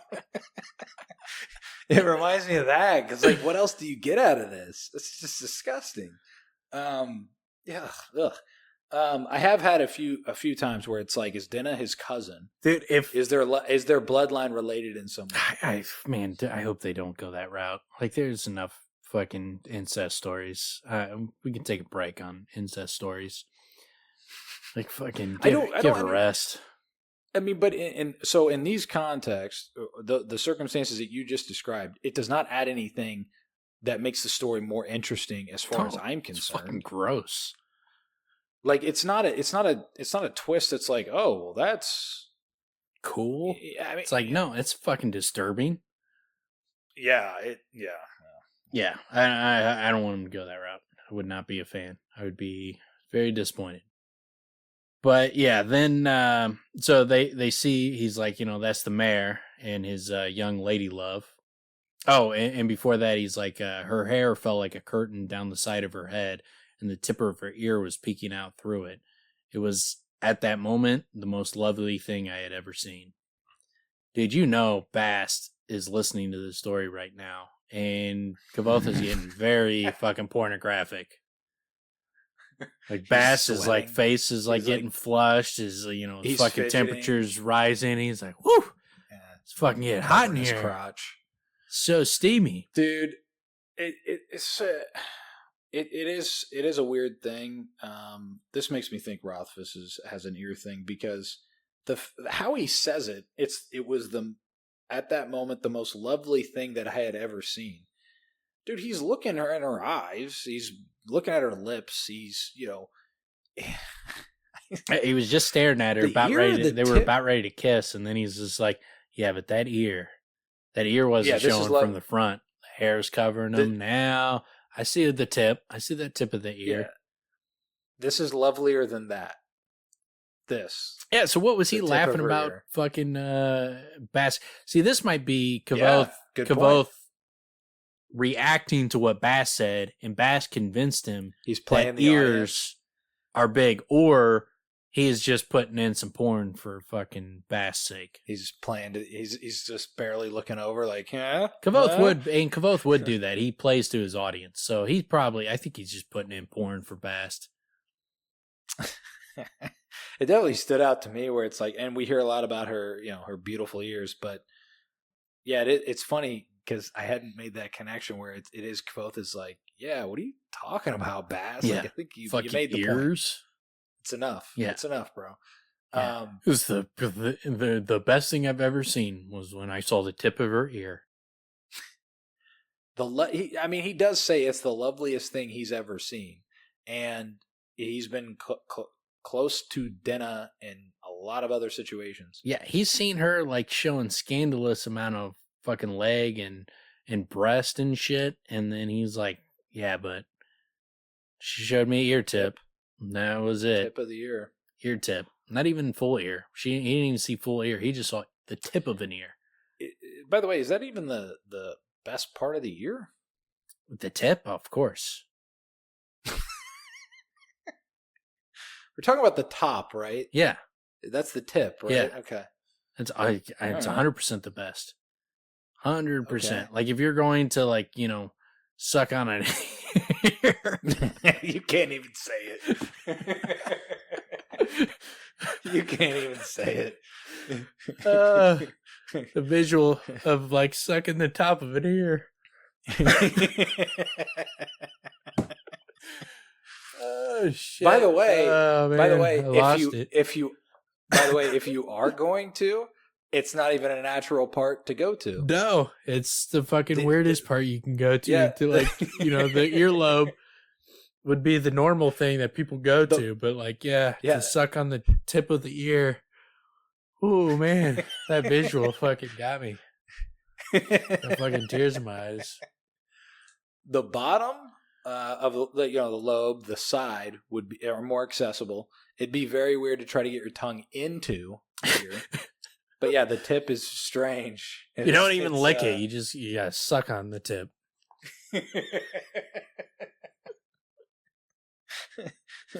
Oh man, I gave this girl such a good ear job. Oh man, should have seen her face. She couldn't even take it. She left immediately. She got so aroused she couldn't take it. It's like, no, I think you weirded her out, man.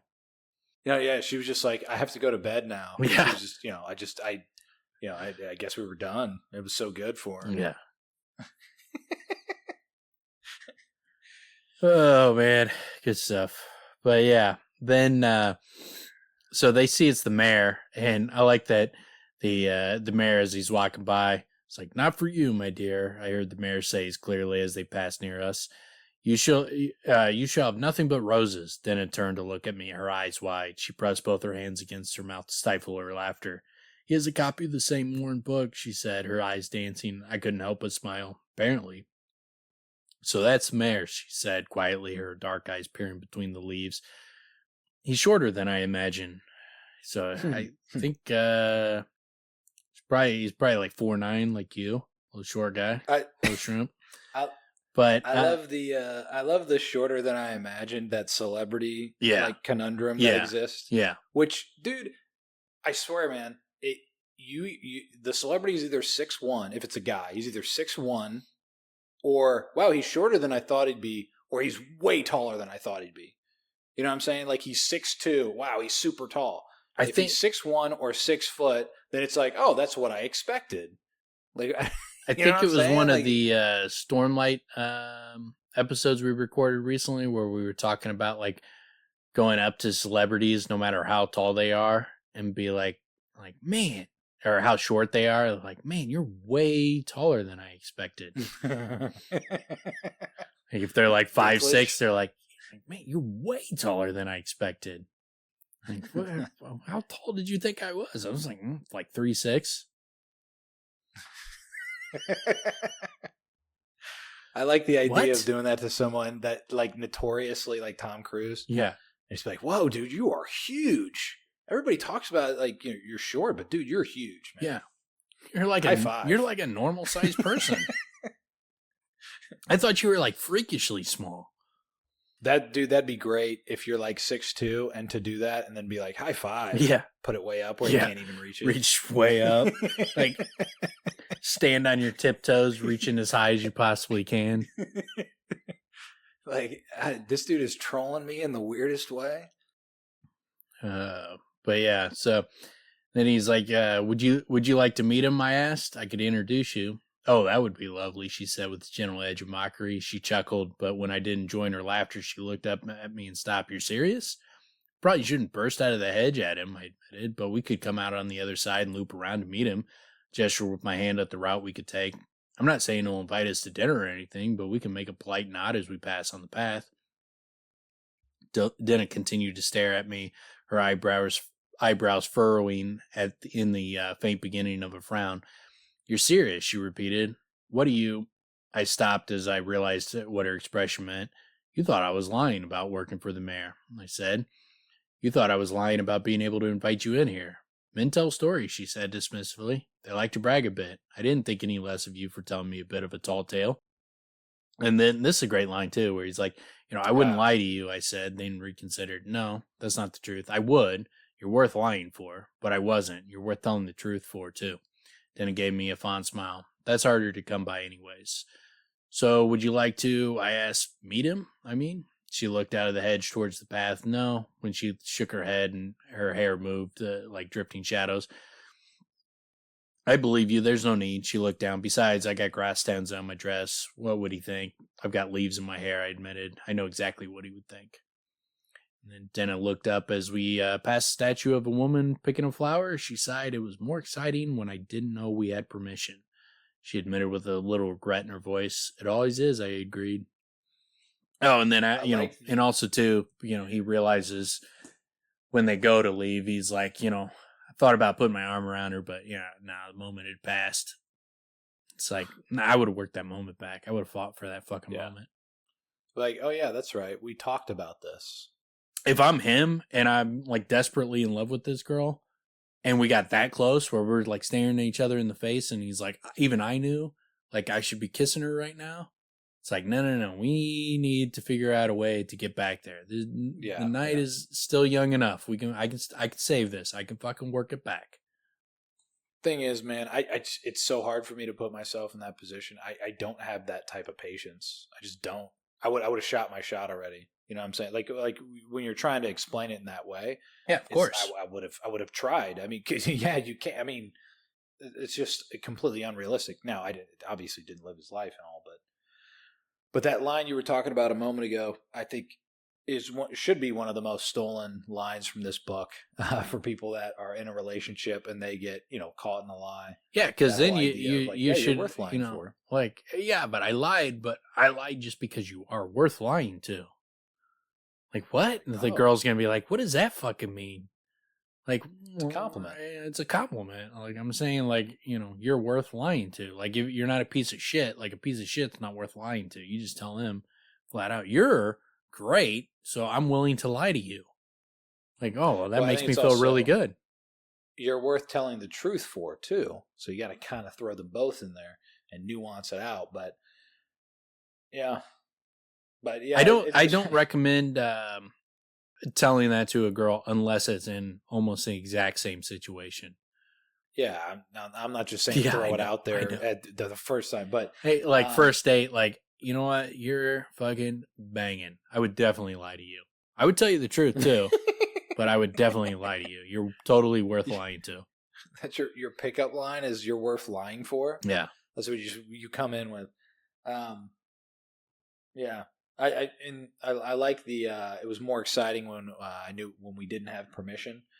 That definitely speaks to I remember, man, it made me kind of remember like we toilet papering houses as a kid, and I remember we were going somewhere to toilet paper a house or whatever, and like someone in the group was like, yeah, we're going to this place, and it was like their house, and it was like their parents were in on it, like they knew. I'm like, well, this is stupid. This is not fun at all. It's only fun to do if you're not supposed to do it, dude. And you think you might get chased. I once went to TP a house, and we got there, and one of the neighbors like came out onto the driveway as like a bunch of cars pulled up.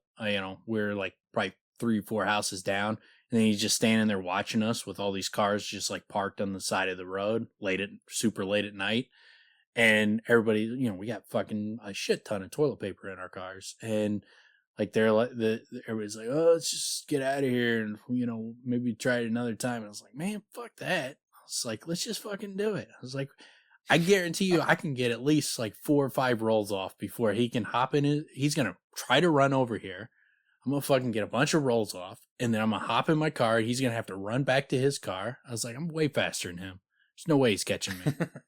And so then, I just started fucking chucking rolls of toilet paper into this tree. We probably still got off probably 30 rolls before we had to fucking beeline out of there. It happened exactly like I said. He started to run over to us. We just were chucking him and then had the cars running. And then as soon as he got close enough, then we jumped in the cars and then he ran back to his car. And then he chased us for a long time. Got very, very reckless on the roads, trying to get away from this maniac. He was very mad about his toilet paper and a neighbor. It's a funny. That's really funny because it's a pain in the ass, obviously, to clean up, but dude, it's fucking toilet paper. Yeah, it's not the end of the world, man. Dude, it's the most innocent sort of vandalism. We once one of our friends like went to a concert. And we told him we were going to mess up his neighborhood. And he was like, oh, yeah, whatever. And we police taped off his entire neighborhood. The caution tape. We caution taped like the entrance to the place and the entrance and exit of the place. And then we did everybody's driveway, went mailbox to mailbox to mailbox. And we police taped the entire neighborhood. That was a game changer when the caution tape. I don't know. I don't remember who and group of people I hung out with first got the caution tape, but it was a complete game changer. When you saw it, you're like, oh, this looks totally different to people. This isn't just like toilet paper. Yeah. This is like alarm. Yeah, it's very confusing when like you come outside and you see your driveway has been caution taped off. And the entrance and exit to your entrance to your building is like cut off. You're like, am I allowed to like drive through this or what is going on here? Yeah, people are very much more hesitant to just drive through that stuff. They're not just going to assume everything's okay. They're going to assume like something's wrong with the road or, something like that. And so, yeah, it was hilarious. Like people would just like drive up and they would be unsure whether they could go home. It's a fun prank to do. Yeah, that's especially when there's no other way to get in the neighborhood. Yeah. Yeah, well, I guess we don't go home today. You remember when they tried to do that to us at our apartment in Santa Monica, where like they paved the road, and then they like it was just like 7, 8 in the morning, and it's like we got to go to fucking work, man. Like they had the thing like our entrance to exit out of our apartment complex, the garage, and to go onto the road. They had that blocked off. It's like, yeah, dude, no, I got to drive on this shit, man. I gotta fucking go to work. What are you talking about, dude? You can't fucking do this at fucking like 7 a.m. Dude, when we lived off Santa Monica Boulevard, they tried to do that shit with Obama. Like, Obama's in town, so everybody's standing outside, like, wanting to wave at him and shit. I'm like, dude, I have to go home. Like, I can't drive on this fucking road. Yeah. Like, what the hell, man? I remember that night I ordered food and they literally couldn't bring it to me. So I had to cross the street to get to the delivery person. They're like, I don't know how to get it to you. So I just ran across the street. I got fucking screamed at by cops and they were going to shoot me. Yeah. I'm like, dude, I just pretended I had a family. I mean, they just they're just like, yeah, don't worry. Go like 20 miles in the opposite direction and then go 30 miles south and then work yourself around. It's completely fucking instead absurd. Of just like going across the street. It's like, and he never came. He even never comes down that road. Never came down that road. They blocked it off purely because we were somewhat close to the 405. It's like, dude, like they blocked it off for most of the day. Yeah. And the funny thing is, I think it was like St. Patty's Day the day before or something, because it was strange because I left my car like in Hollywood and I actually walked all the way there and drove back. And when I drove back, it's like, what is happening here? Like, what the fuck is this? And I remember just seeing like this look. People like had this look of like, I don't even know how to describe it, like reticence, where they're just like, oh, he's coming. And I'm like, get the fuck out of my face. Like, and I remember the cops screaming at me because he's like, you see anybody else crossing the street? And I just went higher. I just went way bigger. Yeah. I was like, I can't feed my family. I don't get to feed. Like I don't have a fucking family. And I didn't then. But I mean, he just backed off. But I was just like, I just came bigger. Yeah. And I just kept walking. And but that was fucking basically the end of it. It was very frustrating. It's like, dude, there is no one coming. There is no one coming. We can see a mile down the road. There's no one there. Let me fucking go home, dude. Yeah. There was no one allowed, and this is one of the busier streets in Santa Monica. Oh man, super frustrating. It's Highway 60, whatever, 66. Dude, that's a long way. Like I walked once. I remember walking from Santa Monica to Hollywood just to see how far it was and how long it would take. Yeah, long. And it's a long fucking walk. I don't recommend. I was really hungover and I was reading Atlas Shrugged, so I was just like, "Fuck it." I did it in work clothes, like wearing like dress shoes and fucking fucking shirt and pants and everything. And I was just like, it's like this was a mistake. I should have fucking cabbed. And this before Uber and shit, or if Uber was around, it was very new. So I was like, man, I should have cabbed it. I was like, this was a horrible, horrible choice. But I was like, I was used to taking super long walks, so I was like, let me see how long a walk this is. Yeah, I purely did it by choice, just because like I was enjoying the book I was reading, so I was like, I'll just read the whole way. I didn't have like shit else to do. It's like, again, pre-kids and shit where you don't really have shit to do.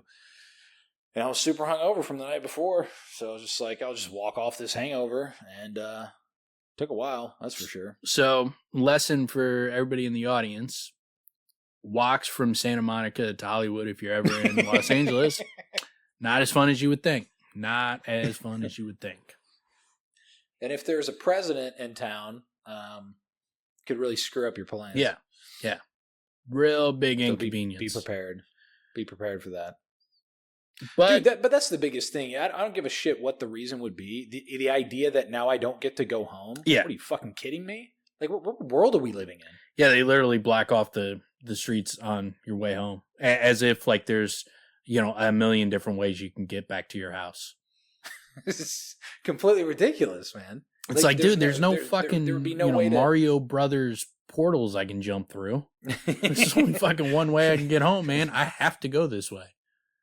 Yeah, it's the main artery through that area, and if I can't take that road, I have to take another road, but I have to go through it to get to that fucking road. The biggest problem is like you could go up and you could be like, all right, so when is this going to end? When I can, I don't know.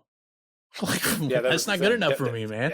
Yeah, there were no answers. It was just like, well, we don't know. We have no ideas. But but again, that was the thing that fucking bothered me more than anything is like I just look around and everybody else's faces, they're just like they're holding their kids because of this great moment.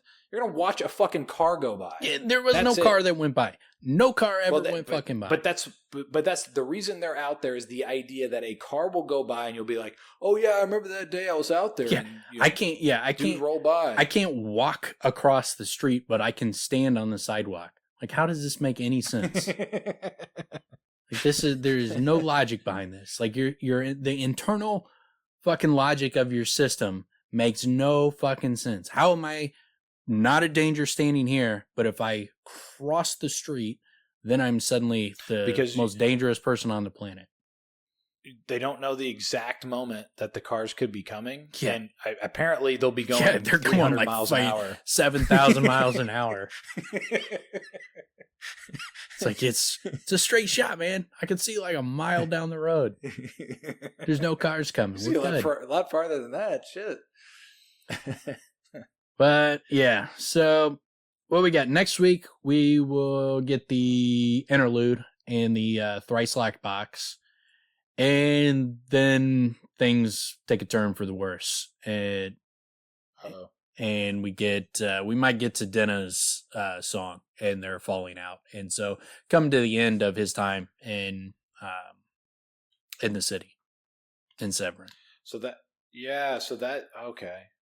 I forget about the sort of how we get there, but yeah, I guess they have that first. Don't they? That's why this is the peak, because it's a big fucking drop from here.